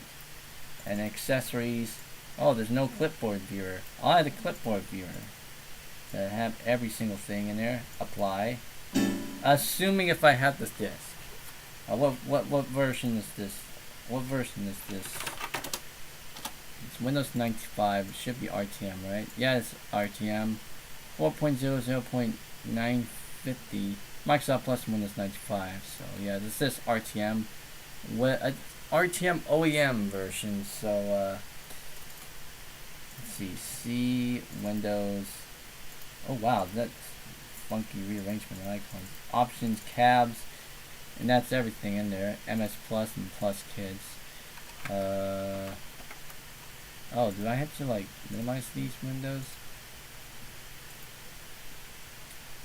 The clipboard CNT on the CD-ROM couldn't be found. I think I should probably go to C:\Windows\options\cabs. Maybe you should find it there. Just redirect everything. CP. Shall I grab one of the Windows 95 disks? I think I do. I do have a Windows 95 install CD disk right here. There's a 95 RTM. See if I can load that up onto the system and then virtually insert it into the system. Alt Enter and 10:20 p.m. now. 127 views, 13 concurrent viewers. I'll use the physical drive. This thing. Let's see. 14 now. Alright, let's see. E Win95. Okay, let's see. I think it's D Win95.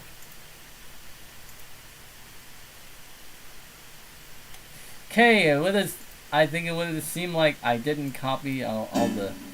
I didn't at least copy all the stuff from the CD-ROM. So let me see if I can go ahead and copy and then paste everything from within there. Oh my goodness, the rearrangement of these icons, options, cabs. I'm just gonna copy everything from here.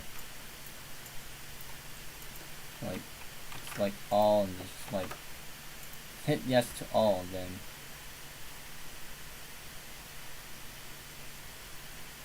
I just recopy all the files I go over.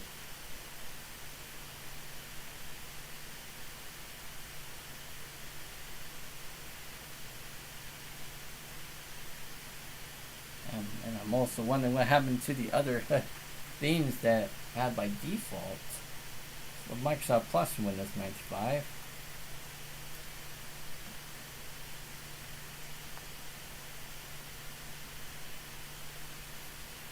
Okay, I guess that would seem to be it. And I will virtually eject that disk within the VM. So eject. And the eject button. Okay. Please insert CD-ROM Windows 95. Escape to cancel.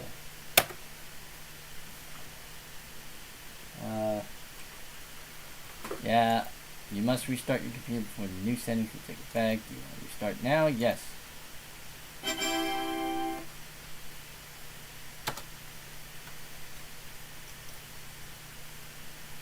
I will get into Windows NT 4.0 obviously, because I mean I was showing Bry Guy the themes that I mentioned them.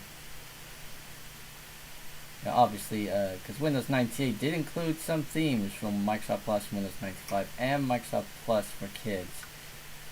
You know, if you select themes. So, as soon as that loads. Updating shortcuts. Now, accessories. Now I got Clipboard Viewer installed, and I got multilingual support. Auto arrange that.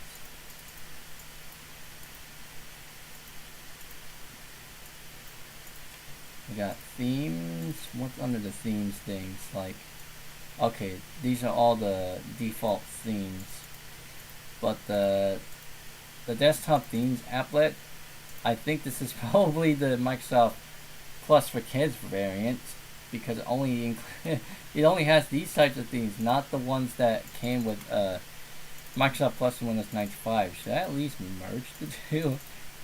Yeah, Microsoft Kids Plus for Kids, and there's the themes applet there. So yeah, how about I go ahead and merge the themes together, which I'm gonna have to make a copy of this themes folder. So just the themes 2, and I'm just gonna rename this. I'm just gonna rename this to just make a copy of that folder, and just rename it to themes, and then just put all the Microsoft Plus Windows 95 themes into it, so that way I can have the full set of themes. Because there's 2 themes.exe stuff now. So let's see, themes, and then I'll go to let's see, plus themes, and then I'll copy all of them, and then I'll just paste everything in there. That way I get the entirety of the Microsoft Plus theme sets for Windows 95. Well, the folder already contains a read-only file called MS Create. I'll just hit yes.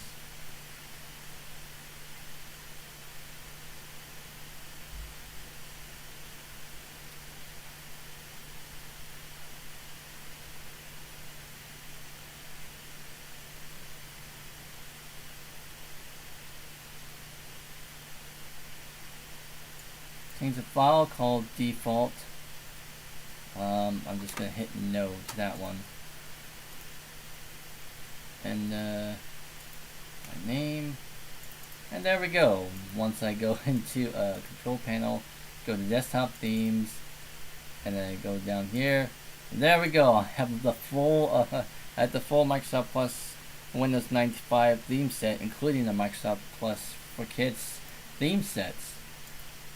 So we got baseball, bugs, dangerous creatures, horses. So I basically got the full set of themes in here, including the more Windows and Windows 95 theme sets. Which obviously more Windows and Windows 95 were obviously reskinned as Windows 98 when they were included. A reman, the theme itself, well, the windows, the colors of the windows themselves does remind of something like the hot dog stand theme from the Windows 3.x series.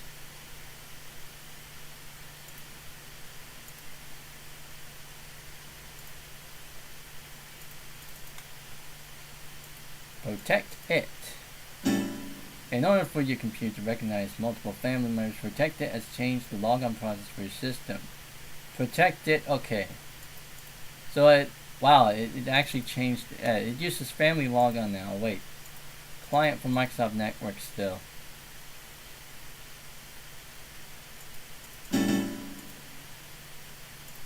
Now I must restart.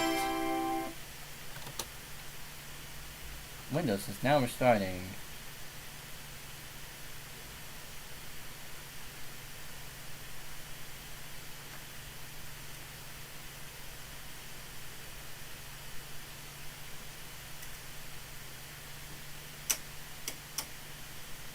.95C, that's OSR 2.5. That's the one that has IE4 in it.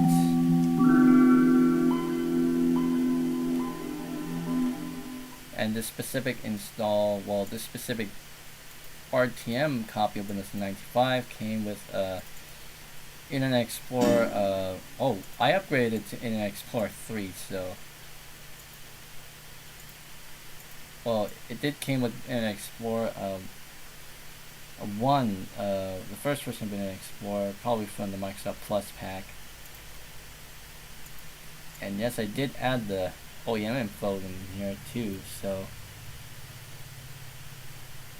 like the same John Pack computer port, John Pack Bond IP4, still detects as a Pentium. 32 megs RAM for this VM. Support info, yeah, same thing. Same OEM info logo there. Your system is configured for optimal performance. And I might have the editions, the VM editions, yeah, virtual machine editions installed. And I got every single component from the CD disk installed. So now I got regional settings. I got that, number, currency, time separator, whatever. And I can go down here, click on that, the time zone. This is RTM, so OSR2 removed this ability. OSR2 onwards removed the ability to select different time zones, obviously. You know, I mean, especially for the US, you got like different time zones. You got Eastern time, Central time, Mountain time, and then Pacific time. Pacific time is usually the default time zone set for Windows installation CDs, English ones. But as you can kind of go by here, we can obviously see there's some exotic time zones within the United States region. So you got Arizona, then you got Mexico City, and then SAS, whatever, Algona. Oh wait, some of them are actually within different regions.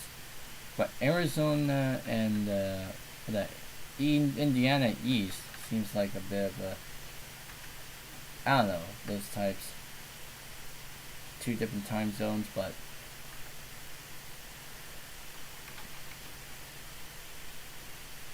we got Eastern time, Central time, Mountain time, and Pacific time now. Obviously, this same type of window, obviously, well, this particular design carried over to NT 4.0, and then carried over to Windows 2000, and then carried over to Windows XP, until this particular window was redesigned for Vista onwards. I mean, 98 and ME used a radically different design for this one, where the time zone is kind of like, the time zone section is integrated into the date and time section. Obviously, that didn't carry over into Windows 2000 onwards.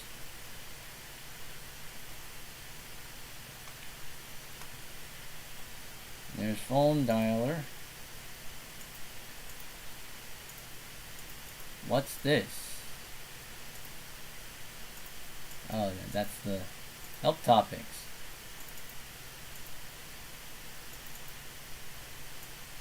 Dial your phone.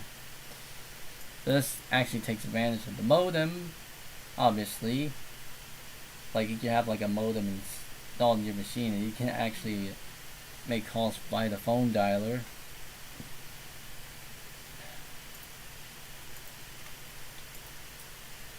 And then there's the Microsoft Exchange. I have not set that up, but I Internet Mail News, Internet Explorer. This is IE3 obviously.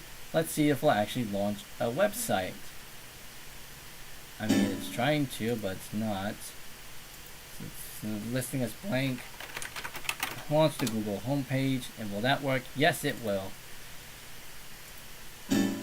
I mean, obviously it says that browser's not supported anymore. Let's go to, let me type in the search query, Windows 95. Will that actually go? Nope.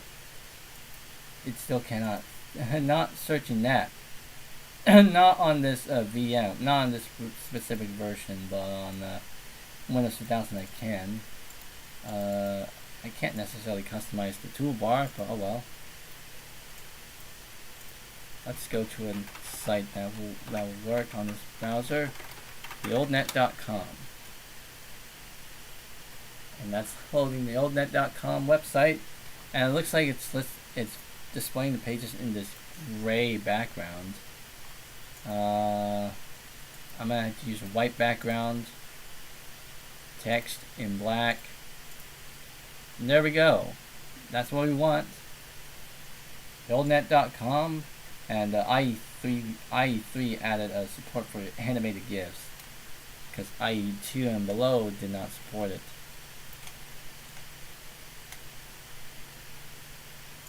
We'll go to the Wikipedia proxy provided by theoldnet.com, and that will work. Like a badly formatted version of Wikipedia, formatted under the oldnet stuff. I can go to Frog Find. The tooltip says, what's that say? Wow, that tooltip didn't expand that far to show the actual alt image. Frog Find, search engine for vintage computers, done by the pals over at Action Retro. So let's do Windows 95. Hit ribbit. Oh, what? Wow, unexpected errors occurred. Restart and explore and try again. So it cannot necessarily make search queries. Let's see. Could we use a proxy server? Connect to a proxy server. Yes, we can.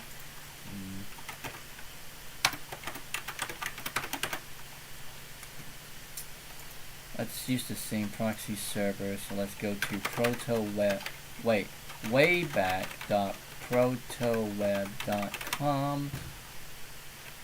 Oh, that's org, not com. 7851.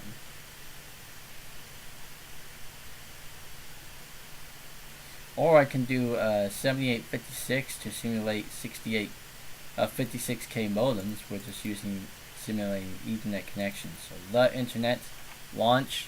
There we go. Now it's loading up that page. Internet start. So yeah, 1997. And I mean it's formatted for IE. This one's IE3 obviously. So 1995, 1996. Also formatted for IE4 too. So the home page works as long as I have the ProtoWeb proxy server set. I can go to the Google home page, which goes to the 2000 version of said home page. The oldnet.com it's untouched. So home.msn.com, that's just says host not found. Yes, you found a website you haven't restored yet. Let's go to Microsoft homepage from 2000. Yeah, Microsoft homepage from the year 2000, August 15, 2000, last modified. Let's go to all products. That link, product and technology catalog. Microsoft Windows, the Windows family of operating systems, spans the complete range of computing needs, from handheld machines to scalable network servers. oh, the back office, MSN, the Microsoft Network, Microsoft Office, Microsoft Developer Tools, and such. Oh, this page is from 1999 now. We have stuff about the year 2000, which Resource Center, Microsoft Windows, and now going to the same page from 2000. Let's refresh the page now.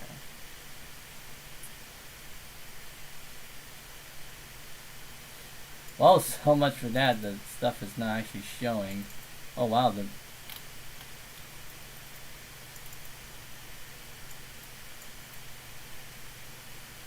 not bad. Formatted. Let's see. Let's see if I can go to the Windows 95. What not? 95 homepage. Windows 95 home. There we go. This is from 2000, obviously.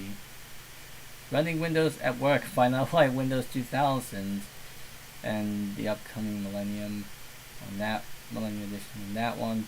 IE 5.5. Wonder that link works. Find it yourself. Search 98 second edition. 98 second edition. I mean, this was probably still 98 second edition. Let's see.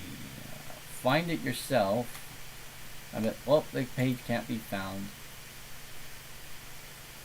Is that? Let's go to the 98 page.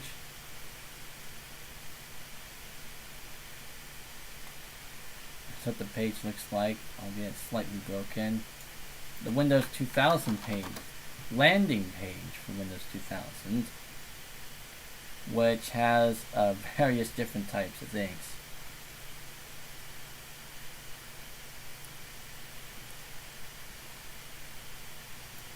This one is from July 24, 2000. The landing page for Windows 2000, so it's like various different types of things.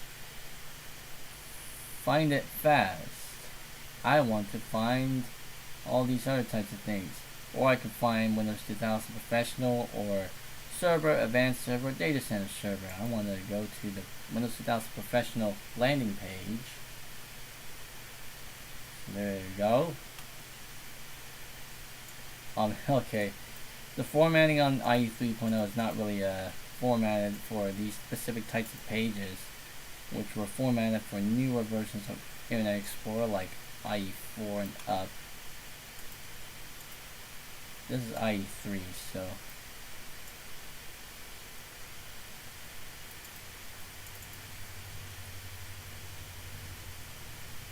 when that page loads, and I will disable the proxy. I mean, if I refresh it, the page obviously not available anymore. Yep, cannot open. But I can access. Well, not that. I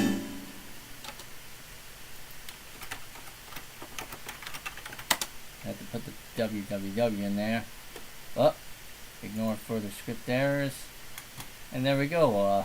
Real's homepage actually loads, albeit slightly broken. Oh, it's dinging now.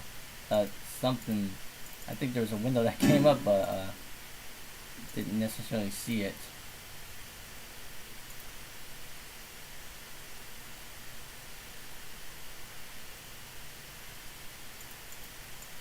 There we go. Slightly broken home page, but hey, that works. I mean, obviously on something like IE2 and below, and even the initial version of IE, they will load the pages obviously somewhat, but obviously wouldn't go anywhere, and the pages will obviously be broken in formatting. Alright, now I'm gonna go ahead and shut down this VM.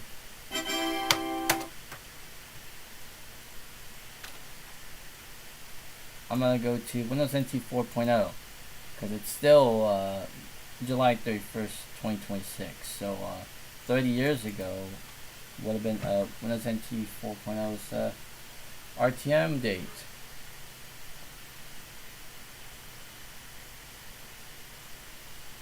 (146 views and 10 concurrent viewers).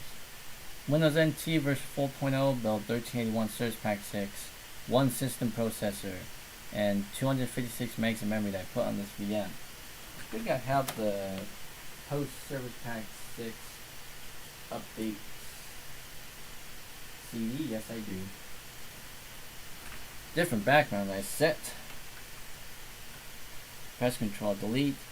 Press virtually hit Control Delete just by hitting right Alt Delete, and log into my account named under my first name instead of admin.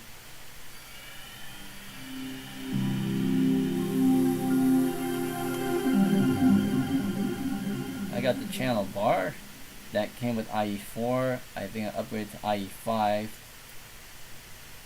So the start menu obviously looks a bit different. If I had IE4 installed, there will be a noticeable padding, and installing IE5 would kind of like reduce the padding a bit to match that of Windows 98 2nd edition, because IE4 with desktop update for 95 and NT4 kind of matches that of Windows 98 original release, or in Windows 98 1st edition. I'll go ahead and log myself off. I will log in as admin and see.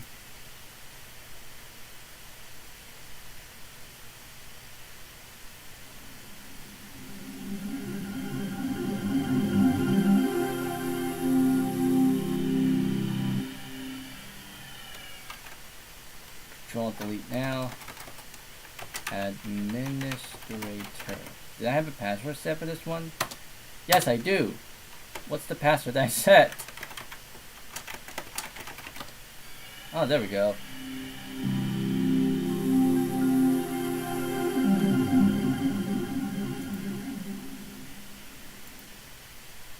And I do have the active desktop turned on now. Channel bar, I could actually set that. And there's our channel bar. I might extend this channel bar a bit, so that extends the whole thing. How do I actually extend this channel bar? There should be like something actually.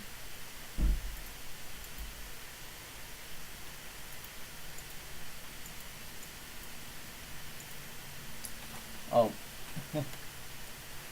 one thing to kind of like adjust it. Here's web page. Whoop. Oh, this trace fall out.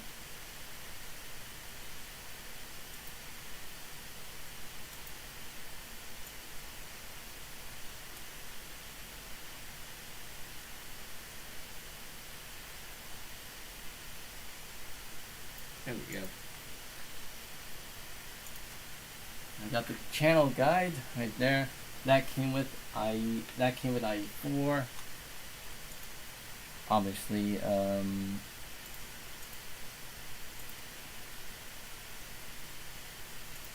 may not view this as a web page, and obviously, installing the desktop update also changes the display properties window to be more like that of Windows 98, obviously. Brags, these background images that I actually found them online, obviously. I mean, they're obviously not my images as far as I can tell. They're not my art, but I do use them as background wallpapers just because I can. This particular one just kind of shrunk down, put borders on it. In a similar manner to that of the official NT bitmaps, which I did replace. Though I did make backups. So, let's see. Oh, I think I should probably select this one. Is it MS Paint? Yes, MS Paint. This is the original bitmap. That's what it looked like. obviously took the borders from this one and it just plopped it to this one, obviously. And I think that looks interesting to me. I mean, I know obviously everyone is if I can, well, everyone's really talking about this specific type of wallpaper that I've been using, especially the one that I've been using under that fits with the 98, 95 theme, obviously. That one short that has over 300,000 views at the time of streaming.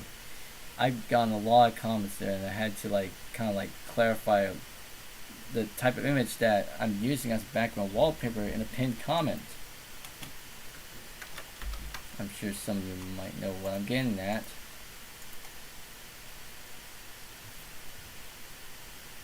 I got all these things. I mean, let's launch the IE browser. See if it actually goes through. I mean, we're obviously connected, so couldn't find msn.com, obviously. So that doesn't go anywhere. What's this? Oh, that's not found. But at least, where is that, the start thing?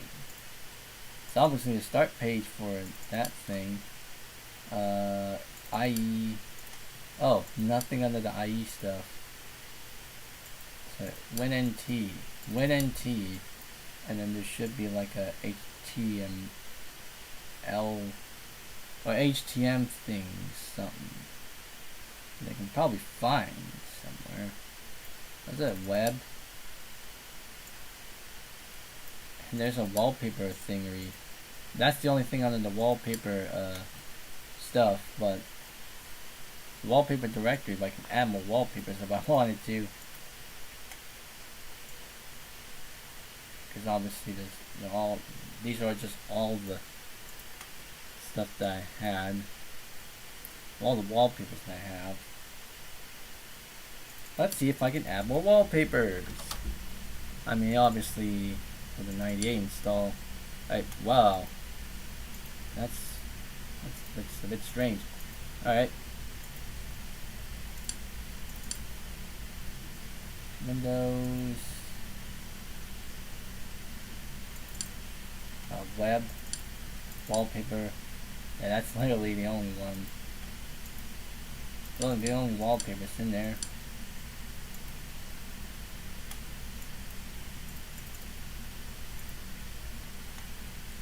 I mean, I could add like the wallpapers and web wallpaper, and then probably just drag them into here. Well, I can't necessarily drag them. Whoops.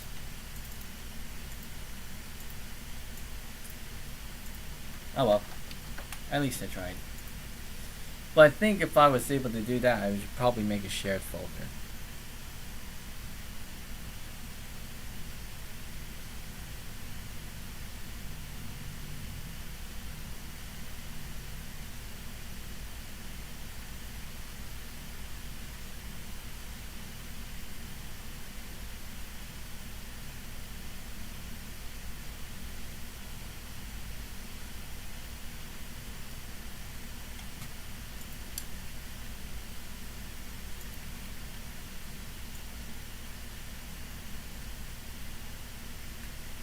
Wow, look at all of this KIF stuff. Those channel guide thingeries.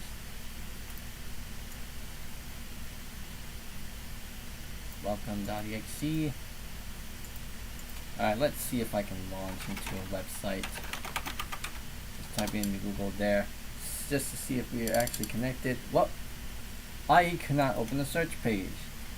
Is there no, it would seem like there's no TCP/IP support installed on this thing. Let's see, protocols. Yes, we do have TCP/IP. Yeah, we need a DCHP. Yes, we want to enable DCHP because obviously that's why we're apply. we want to automatically obtain DCHP stuff. You must shut down and restart your computer before the new settings will take effect. Do you want to restart your computer now? Yes. We want to restart.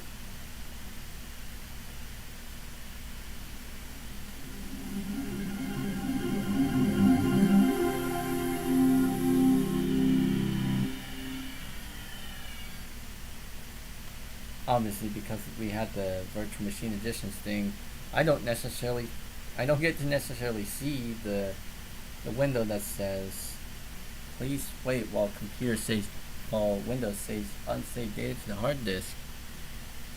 It's like no window here, obviously. But it's booting now. And obviously you may notice that I did indeed remove one of the additional options on the boot screen, so now it just directly boots into NT 4.0. And I also removed I set a check to disable serial bus mouse connections. So now it just pretty much acts much like Windows 2000 now, in a way. Oh, I need to type in my password again.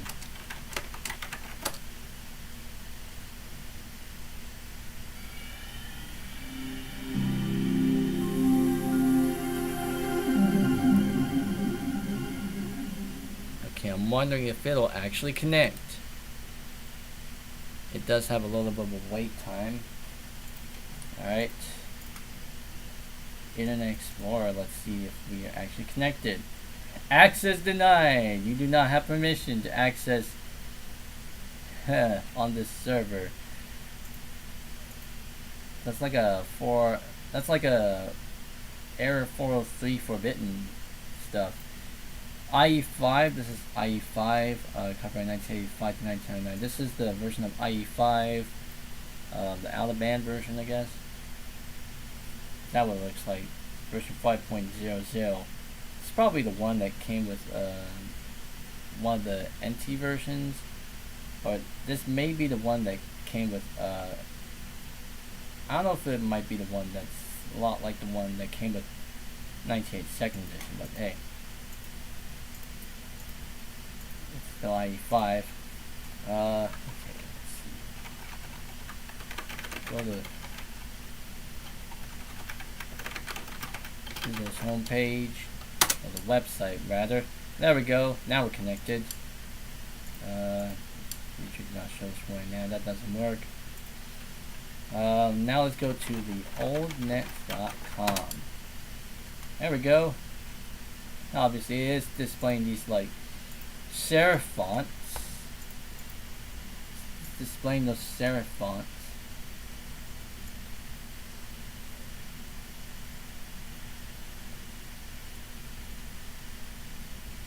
Web-based FTP. So let me download placeholders. PCT 1.0, TLS 1.0. Forteza. I don't know what that is. I relaunched it. Net.com. That works. All that works. And I can go to find, and that works. Reels homepage, which does load, albeit with a broken CSS.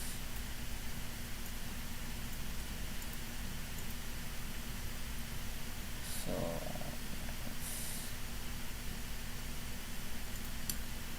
oldnet.com. Let's see if I can go to get a proxy server. Here's a proxy server. Wayback.proto or 7851. I mean, I could use the old net proxy, but that is still a work in progress. especially with the how it uses the Wayback Machine, obviously. So I've got that one going. Refresh, and then it reloads this page using the 2000 version of the Google homepage. Now let's type in Windows NT 4.0. When you send information to the internet, it might be possible for others to see information. Ask Windows NT 4.0, what will it give us? Hey, here we go, all those things. That's what it shows for Windows NT 4.0. But I am seeing something that says Windows 7. So I'm seeing some search results that seem a bit newer. Windows 7 has Adobe stuff. So it's not necessarily finding anything under Windows NT 4. So let's see. Oops.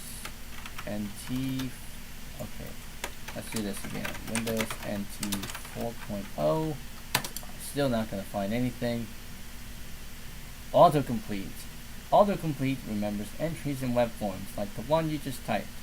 In the future, it can check your previous entries and list suggestions as you type. Would you like to turn autocomplete on?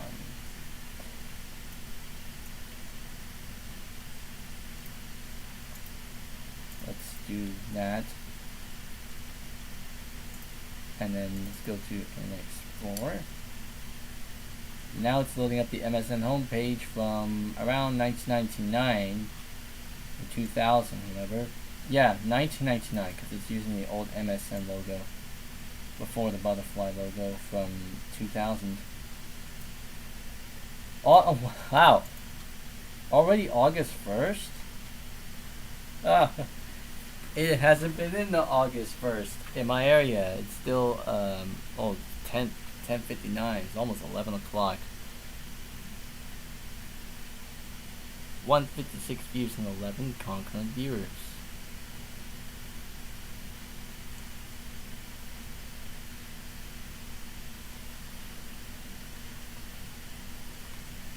Yeah, that's reading the correct date, obviously, somewhat. It's obviously not tied to the it's not tied to the system clock. Because I think this is on 11 o'clock now. 11 p.m. And now we're 3 hours into this live stream. Yeah, we got the Amazon homepage, that works. Reels homepage, that will probably load the old version of Reels home. Well, that is not and that's not actually on.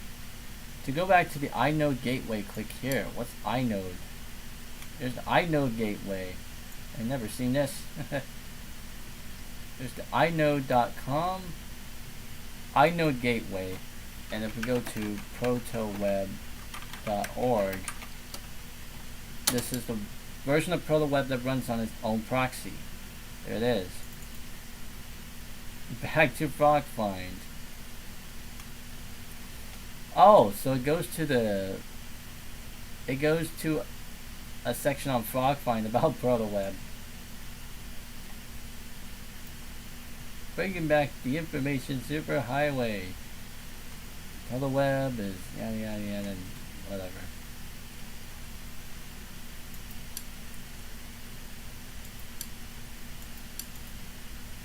Alright.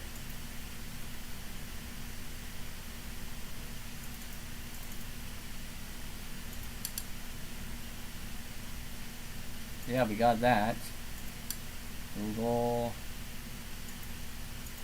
Let me type in Windows desktop update. And where our searches go to? Probably doesn't likely. It probably likely won't find any relevant search results. Yeah. How to install Windows Update with Internet Explorer. Let's take a look at this link. The page cannot be found. HTTP 404. File not found.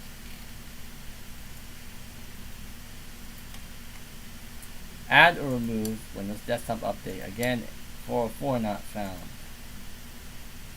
So at least those searches kind of worked. Let's see. Internet options. I mean, obviously, I could actually set pages to set these pages to how they look like. You know, obviously back then, if I used a special command. But yeah, let's turn off the proxy server. So this is going to this one. And this is Windows NT 4.0. Provide Service Pack 6A. And again, the OEM info is there yet again. Listing it as x86 family 1502 stepping 980 AT compatible. Same thing.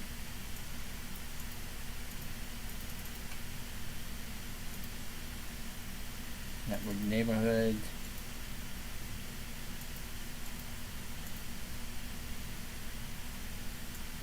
Gee, is the other computers on the network now? Okay, on the same network on the work group. Gee, I wonder. I think this is actually the host computer, right? Incorrect password. Okay, I don't know. Hey, we got administrative tools. I mean, all of these are kind of like listed underneath all these things. Yes, I do have Office 97 on here. Microsoft Bob, because that also runs on NT4. Admin tools. We got User Manager. We got User Manager here. This is where you can create or add or delete accounts. Obviously, in Windows NT4. It's obviously integrated into local users and groups in Windows 2000 onwards. Disk Administrator.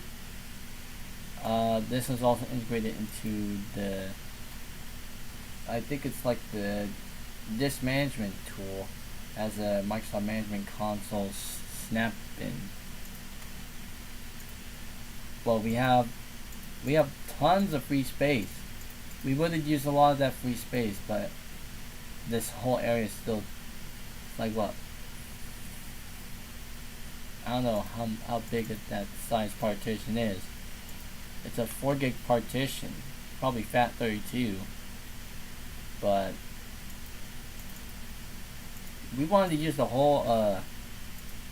We wanted to be able to use the whole partition size, and yet Windows NT has this strange quirk that when you indeed format it as NTFS, it will have to create a FAT partition first, then convert that to NTFS, so it does not make use of the extended partition space, which is strange enough.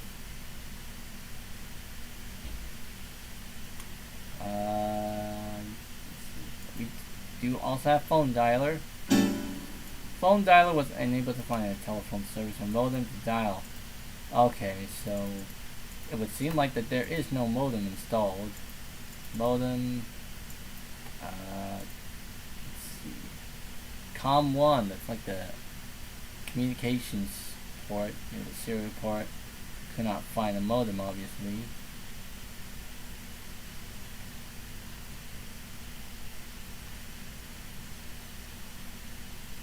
So I guess I may as well have to probably install one of the default sets. So I'll just select one from the list. Let's see, standard 2880.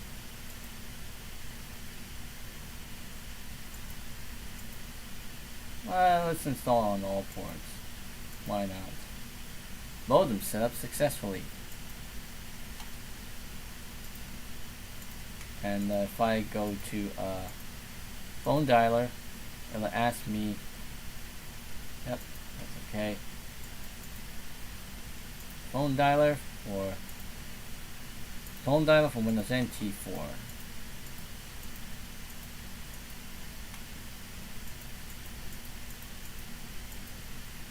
Internet connection wizard. Windows Media Player. This is version 6.01.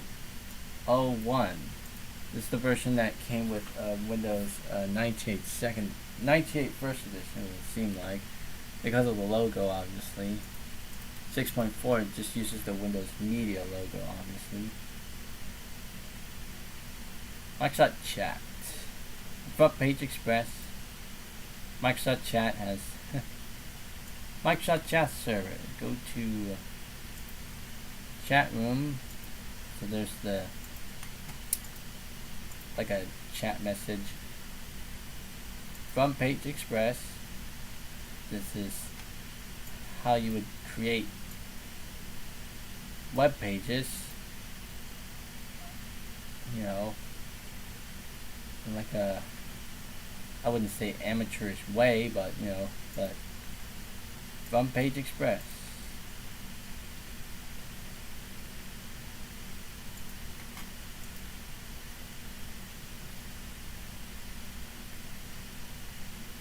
Hyperterminal BBS. Hyperterminal. This, oh, now this comes up.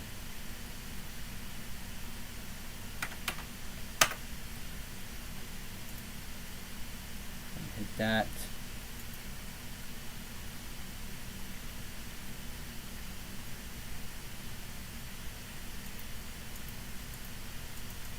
Assuming a hyperterminal comes up. But it seems like it's frozen. End task.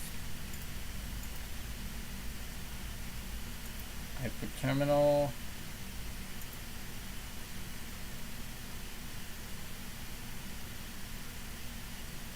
Okay, there we go. Now this works working. Enter a name, new connection. Connect. Let's name it connect.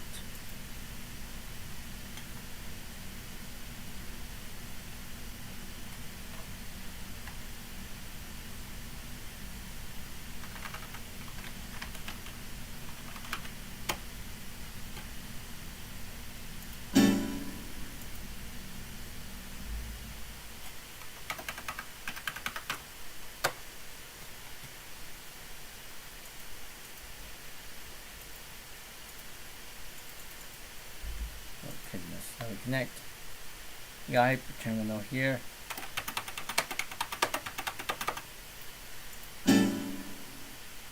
Yes.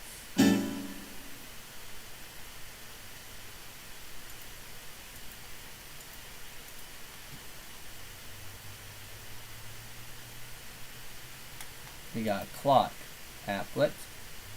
This is the clock applet from Windows 3.x. It'll obviously remember where you put the clock, obviously. So if I put it down here, I close it, and then I reopen that again, it remembers its position. And then I can also use no title. Or just click on it. That's the GMT clock.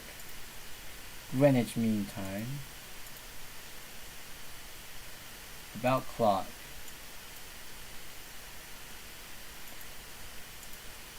Analog clock. That's what the analog clock looks like.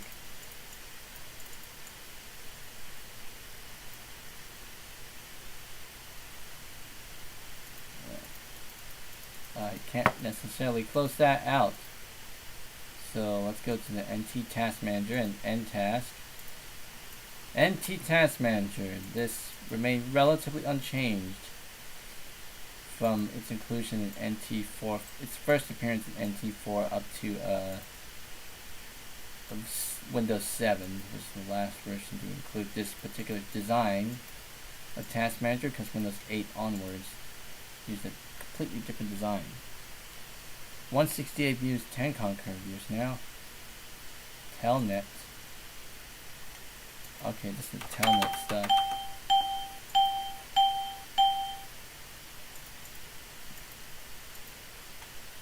Dial-up networking, imaging, notepad, character map, chat, this chat 2.5 or whatever? Starting net DDE related services now. This is a chat, Microsoft Chat, simply. Could necessarily use that. Synchronize MS Paint. The old MS Paint icon.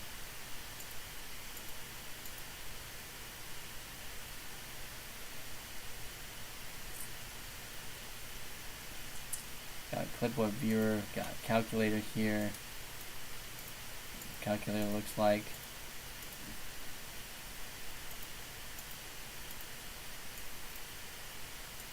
Free Cell, Solitaire, Minesweeper Pinball. Here's Solitaire. There's deck sets. And Minesweeper.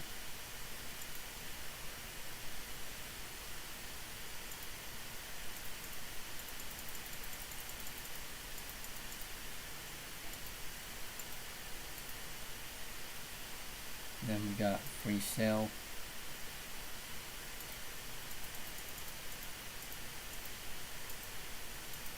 That head doesn't necessarily move in this part. Oop. Yeah, that head doesn't necessarily move. I think it happens in the version of Free Cell from what? 98, 2000.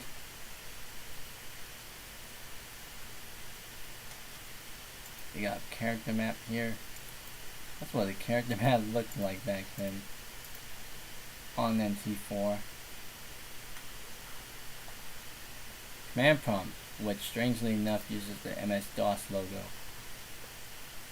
This is command prompt, obviously, but by typing command, we will have something different. Windows NT DOS versus CMD, which says Windows NT.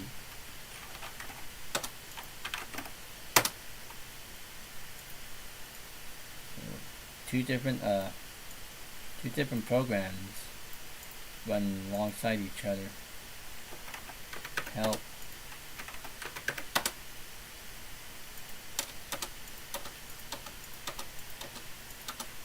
They're like identical copies of N task. Yeah. Two identical copies of CMD, even though a bit different. Control panel. Console. We got console settings that would normally be accessed if you right clicked on command prompt and change the settings. Display, yeah, we want to take a look at that. Sounds, system, tape devices, UPS, the uninterruptible power supply. We don't have one. Installed on COM1 or COM2 or whatever. Like various communications ports. Multimedia. Radio quality, CD quality.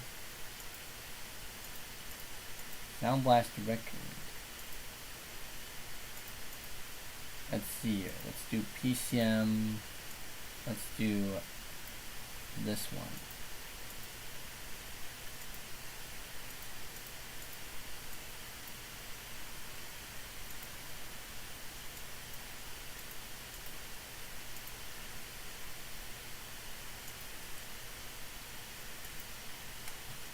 Maximum 16-bit compatibility.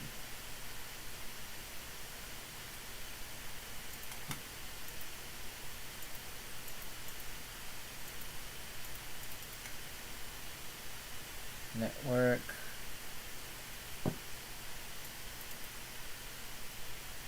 Got work group.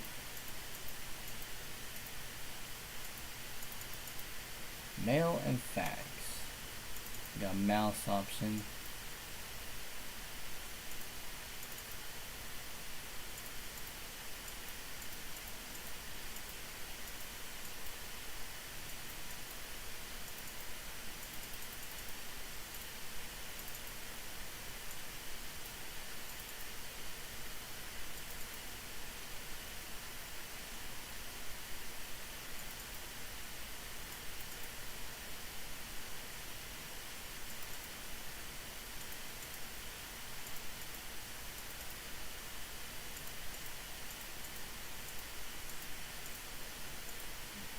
types of schemes, colors, mouse cursor schemes, sets, PC card, PCMCIA, no PCMCIA controllers found, ports, COM1 and COM2,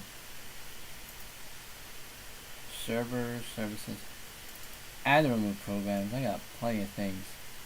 Yes, I do have chat 2.5. Windows NT setup.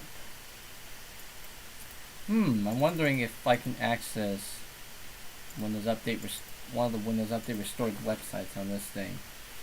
Let's see about that. What's that? v3.windows update. Let's see. v3.windows update restore.com. Where does that go? Trying to get somewhere, but doesn't necessarily go anywhere. Let's switch that down to v2. It'll still redirect us to v3. That still doesn't necessarily work, because I think it needs some bridging stuff for it. Oh well. Oh wait, I do have this disc, the Post Service Pack 6 update CD, which contains a list of updates released after Service Pack 6, and I think this one released in July 2001, whatever, that contained, much like the update roll-up for Service Pack 4 for Windows 2000. Let's see what we have in store. Well, these are just all the additional stuff for it, but where's the EN?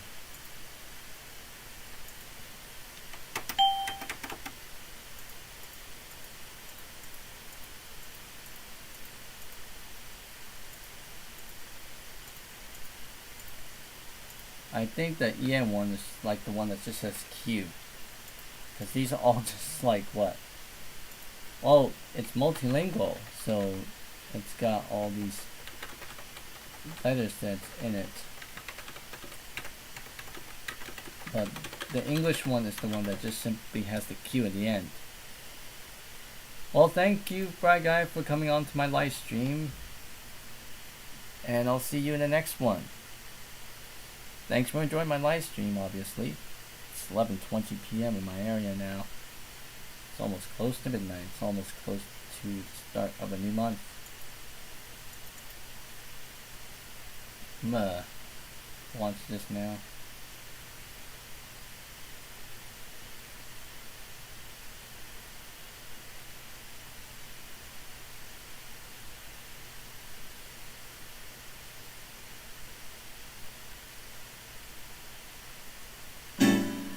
Windows NT 4 has been updated. Okay. So that was the Post Service Pack 6 updates now. So it's gonna restart.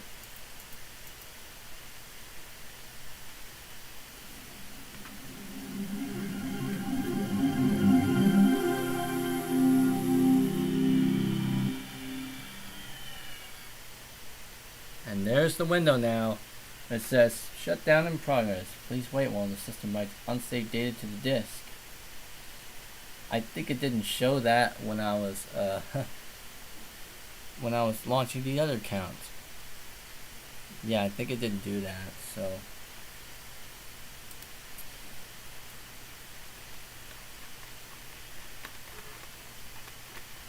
NT 4.0. Detecting NT Detect 4.0. Detecting hardware.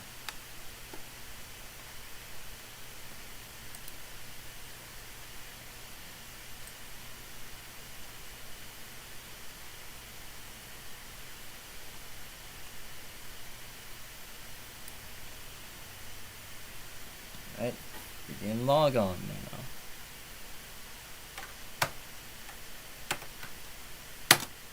Oh, that's it. enter my username.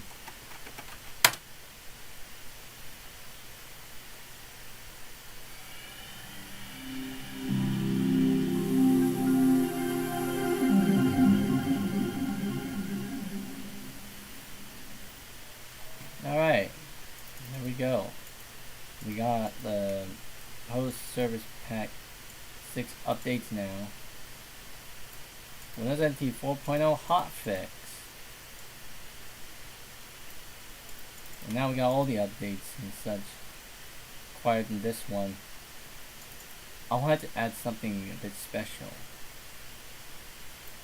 It's obviously on the resource kit, so the resource kit utility CD. It's on that.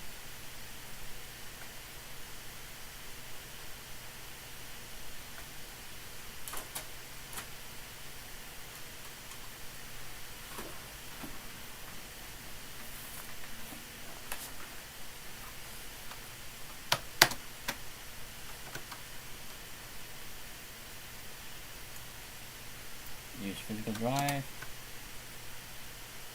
in my computer. Oh, that's coming up.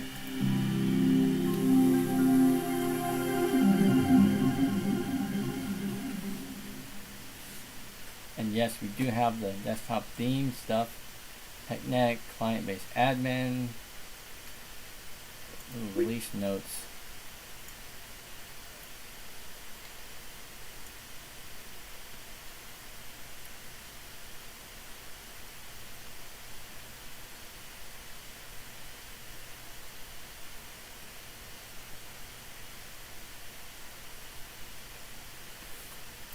We got desktop themes for NT 4.0. Desktop themes for NT 4.0. Desktop themes enhance the look and feel of your Windows NT 4.0 desktop. Each theme includes a variety of visual and audio components, and you choose the theme that best suits your taste. The themes package includes several new themes in addition to the ones from the Microsoft Plus and Windows 95 pack. Install now. So there we go. Desktop theme setup. Okay.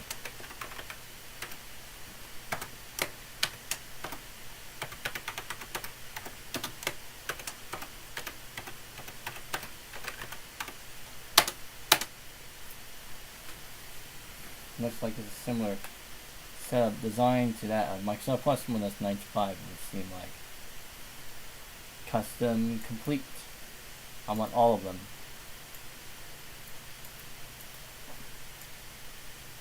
I want all of them.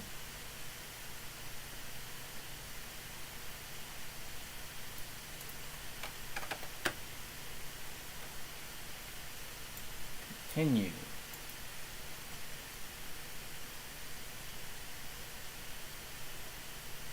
Now it's installing all the themes now.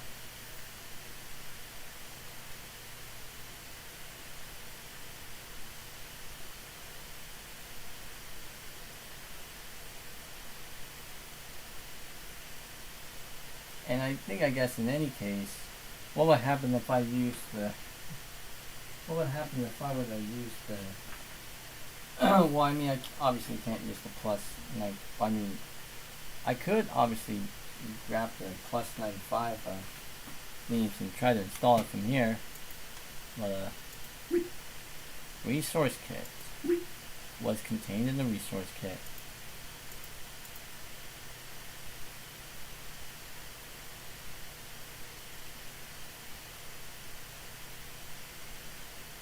We got plenty of features. NT Res Kit.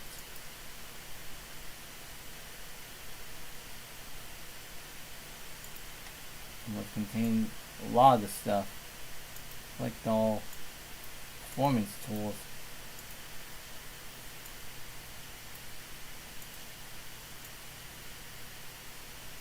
Computer network setup, computer configuration. Lots of all those things. However, I just wanted the desktop themes applet, so exit out. And now we should have the new desktop themes control panel outlet. There it is. And we got all these are the default theme sets. NT 4.0. Oh, application error. This occurred.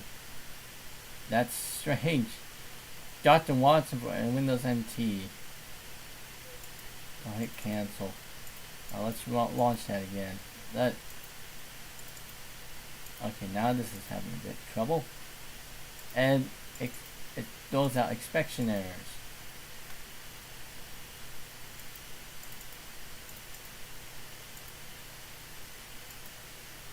So much for that. So much for that.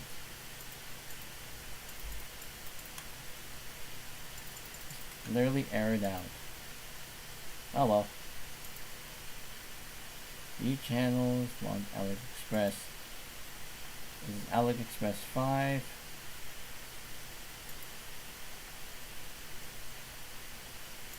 Sure.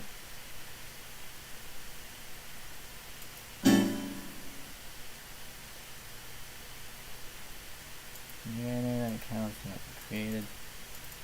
AliExpress. AliExpress 5.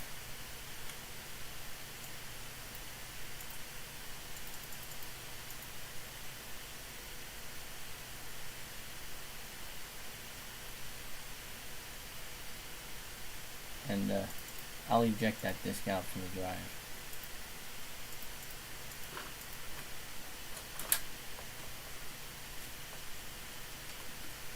I'll show you some other things I have installed on this thing. 181 views, Nikon viewers.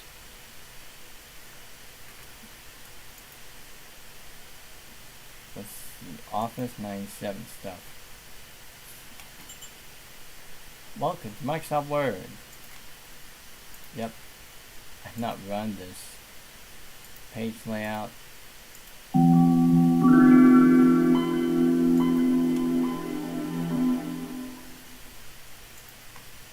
Usually got that running.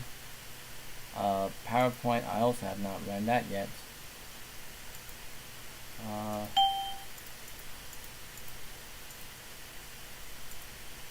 Now we're about 3 hours and 30 minutes into this live stream. Excel.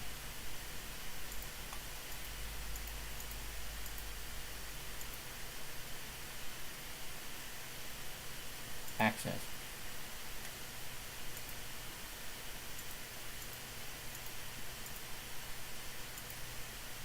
Binder.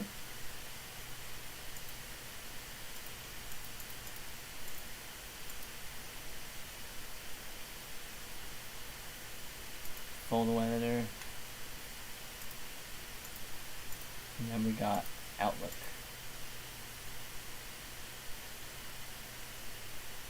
Creating sample appointment. Show these choices at startup. No. We recommend that you use Word as your email editor to take advantage of the advanced Word features. Do you want to turn on Word as your email editor now? Yes. Welcome to Microsoft Outlook. One window to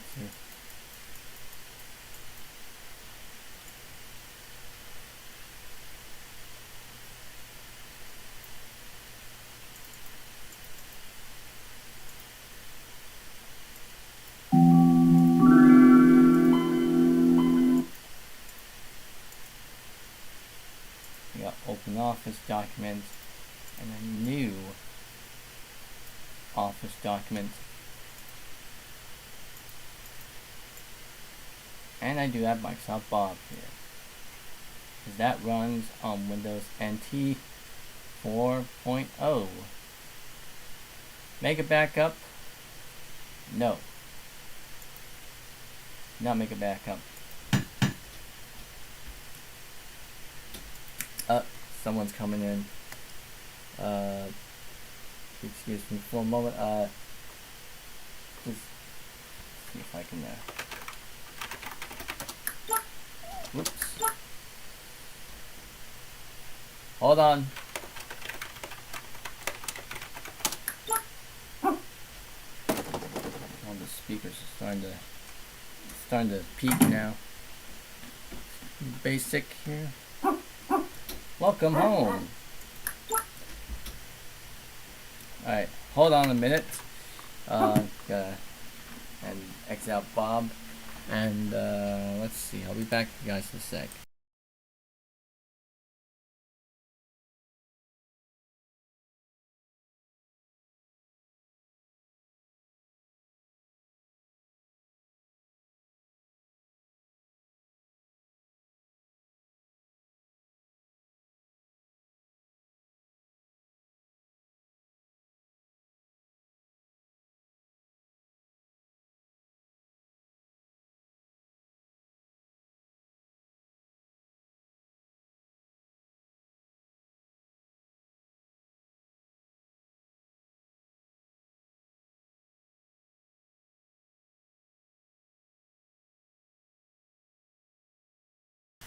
Sorry about that, my brother, or my oldest brothers.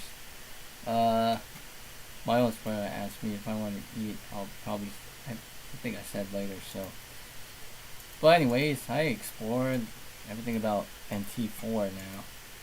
Considering that today, well, at the time of streaming, is Windows NT 4.0's 30th anniversary of its RTM release.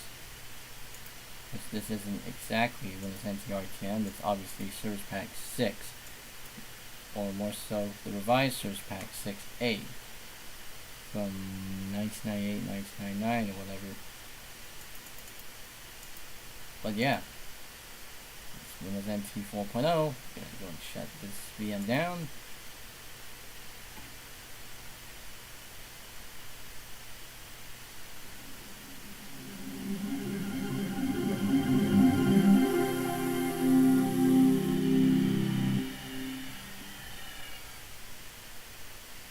And I don't see that window pop up again. I don't see that window pop up again.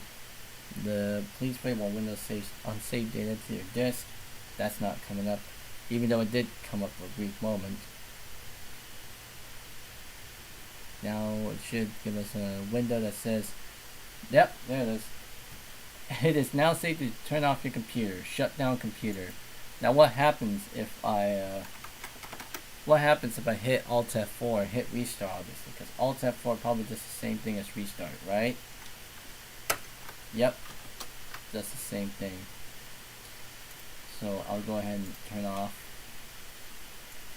VM. And let's see, Windows 2000, running on Windows 2000. Windows 2000, running on Windows 2000. It's like, yeah. Although I couldn't necessarily install Windows 2000 Server on Windows 2 on Virtual PC 2004 because it always brings up a blue screen error. Probably because of inaccessible boot device, because I think it's probably doing something like SCSI or whatever. Oh well. Windows starting up. Pairing network connected. Now this obviously does not have a background wallpaper, but hey, this is obviously what it looks like by default when I don't have a background wallpaper set. Press Ctrl Delete to begin. Ctrl Delete helps keep your password secure. Click Help for more information. Log in.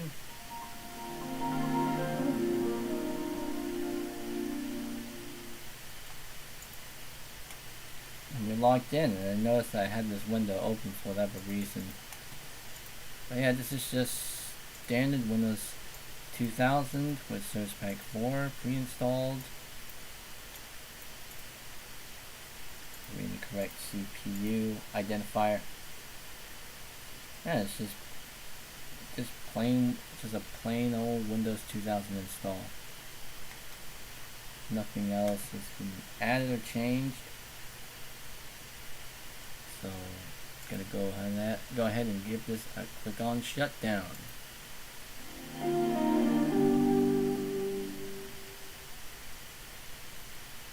Windows is shutting down, and we're back into Windows 2000. Now let's see if we can get Windows XP running. I mean, running Windows XP on Windows 2000, obviously, can it handle it?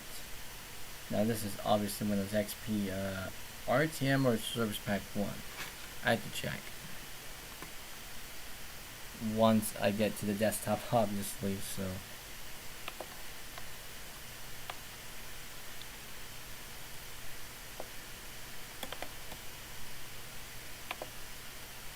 oh.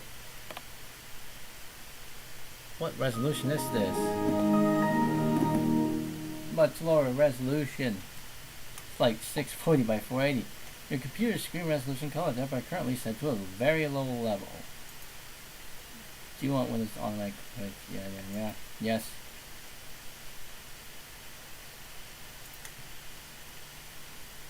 Yes. I keep current display settings. Is this running on? Does it have VM editions installed? Yes, I do have VM editions installed. I'm gonna set this to 1024 by 768 highest.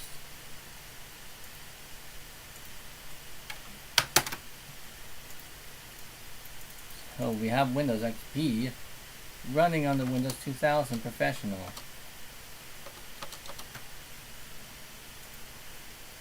At least if this was one way for you to try out XP, obviously, but hey, it is RTM because it's seen all that stuff. So about Windows does the same thing. Number, properties. Yep, this is all RTM.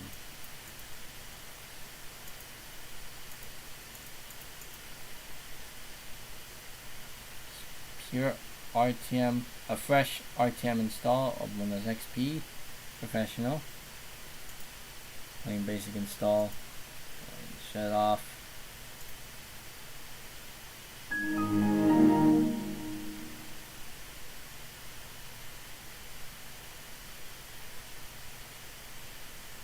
Right. Let's see if I can launch this. Start in full screen mode. Oh. It's strange that it doesn't necessarily stretch the screen size. So it's staying at 1024 by 768, not necessarily changing the resolution.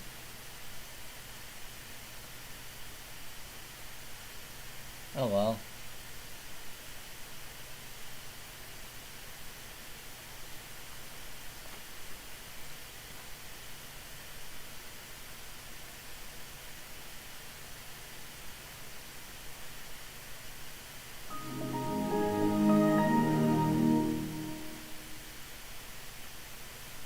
Windows 232 files.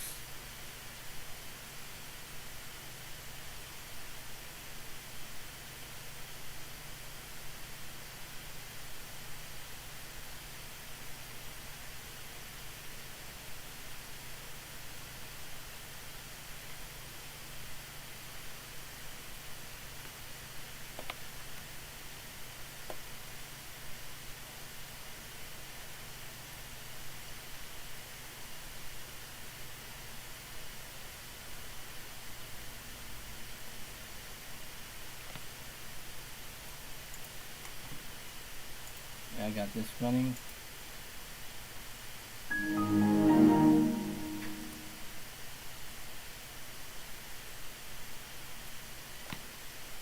So that runs.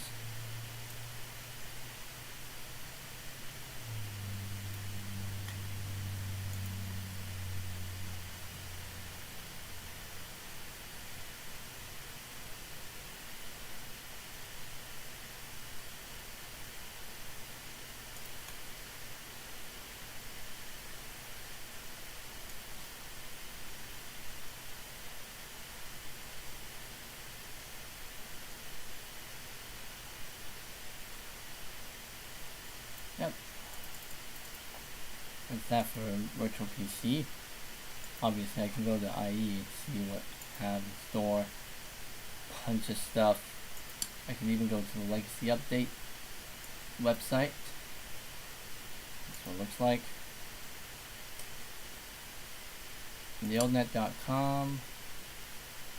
Look at how fast that throbber animation is. Frog find. Search engine for vintage computers. Let's see if this I was trying to launch this on Windows 2000 in that one particular video. I think it was that PLC networking setup video that I posted on my channel. I tried it. Well, I think I accessed this off camera, but I couldn't get the site to load. But now it works, and if I hit rivet, the search results, oh, that still shows nothing. I think it's probably something with this configuration of the computer itself, because it does work on my AMD compact. Oh well. I got all the other versions. I got every single version of Office that I have installed here, starting from Office 97 to Office 2003, and I got WorkSuite 2006, which also includes Encarta Encyclopedia Standard Edition 2006, that I obviously did use in that one live stream when I was doing the 4th of July stuff, you know, the Independence Day stuff. 3D Mark 2001 SD. This is my 3D benchmarking tool, obviously. And yep, this is what we have in stone.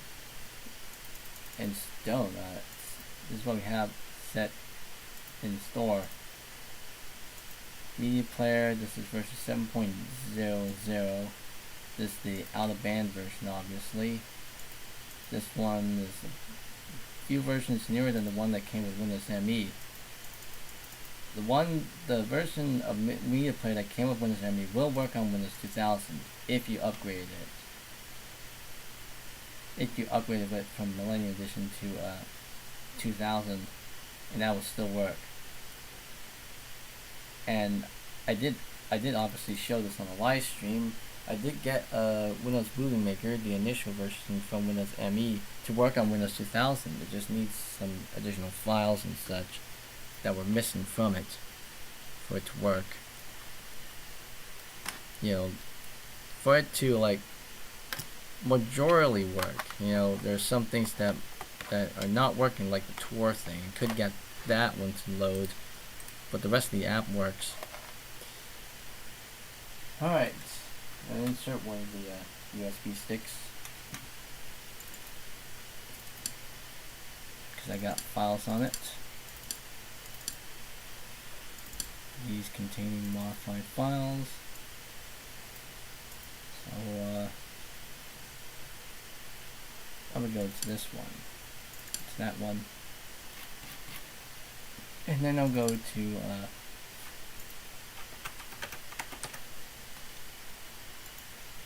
this one is NTO, that's NTO, yes. NTKR, yeah, that's the same. We named these now old 2. I think it's old 2. Old 2. So now I'm just copying and pasting these ones over. The ones that I had for this one. And let's see how that will work. Obviously, I don't have the boot.bmp files for it, but it would probably seem like I'll probably have to get it on my machine now.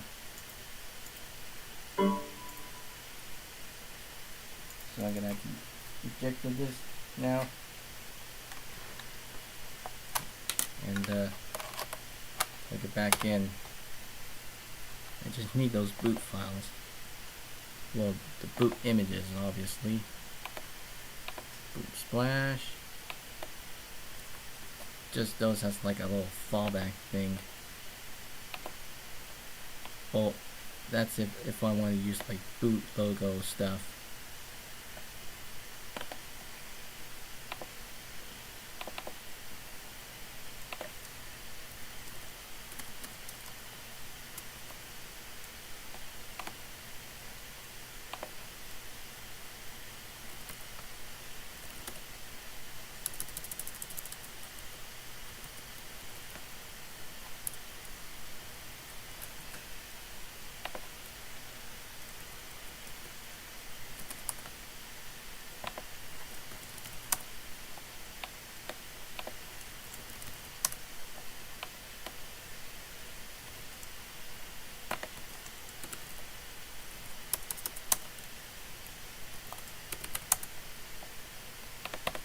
There we go.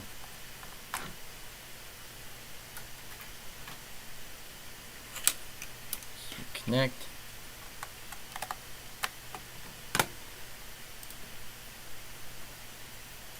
My computer. And let's see. Oh, not that one. Boot logo. Okay, got different boot files. And these are RLE compressed too, so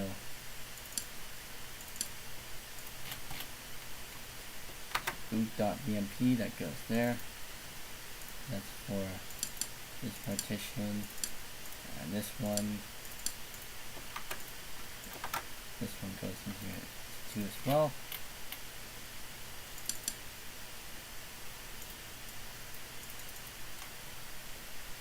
Alright, oh. Also don't want to forget the other one. Assuming one of them is Service Pack 3, so if this one's upgraded to Service Pack 3, which I'm not too sure. See if this one, let's see what's here right now. 5512. This is 5512, yes. This is Service Pack 3. So now I'm going to rename this old. I'm going to rename this to old.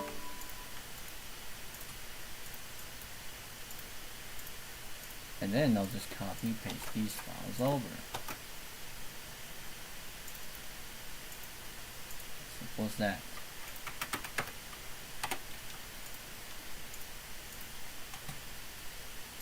Alright. That done out of the way, we're going to restart this machine. It's 11:50 now. I want to end this stream on the same day that I've started the stream. I don't want to extend this over to August 1st.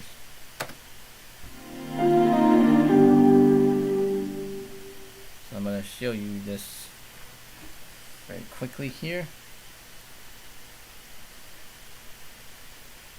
Just to show what I have in store, obviously.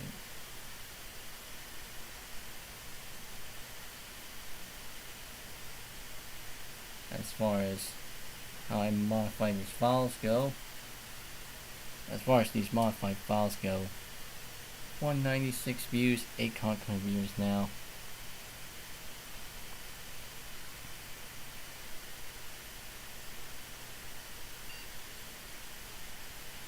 Let's go to Windows 2002 Professional. Let's see our nice surprise, if it actually works. Fingers crossed. Let's do it. 3, 2, 1. Will it work? There it is. Also, I still haven't forgot to modify these files or update these files, but that's what the that looks like a generic Windows 2002 boot screen, obviously, because it lacks a branding. I think I do have the alt files that would provide.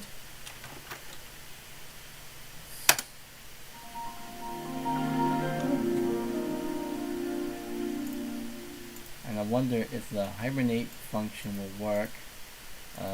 Restart hibernate.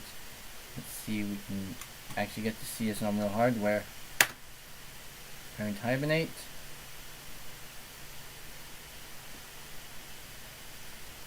Will I actually hibernate? Oh, there we go. We got a custom bitmap.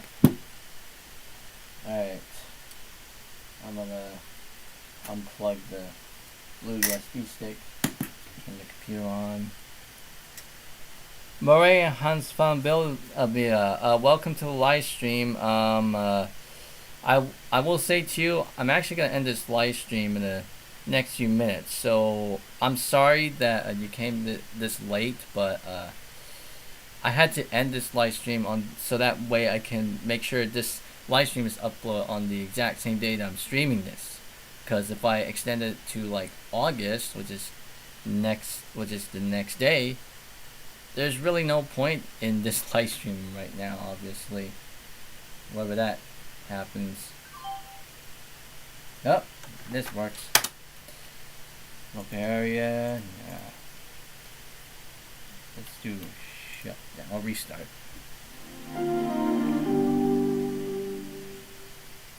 Yes, I have read your comment on the last video.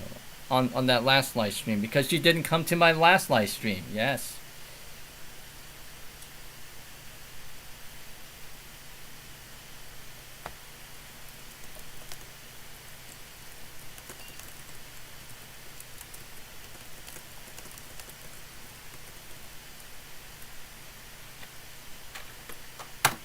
Let's go to Windows 2002 Personal. See if we got, yep, same screen there.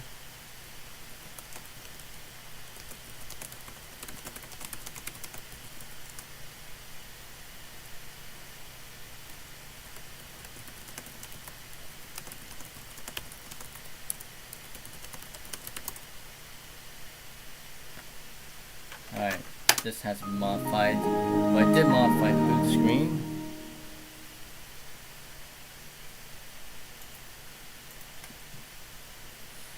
Alright, I guess I'm cutting it short here, so I'm actually ending the stream right now. I want to make sure I get the stream on track, so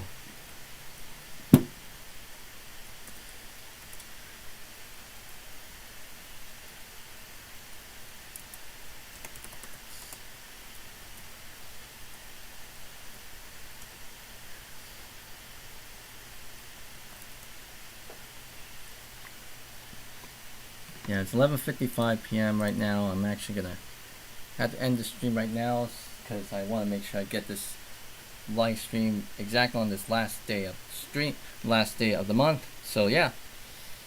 So I apologize to anyone who was in this live stream, including Moray, obviously, who's always on my live streams. But anyways, that is it. Thank you all guys for watching this live stream, and I hope to see you on the next one.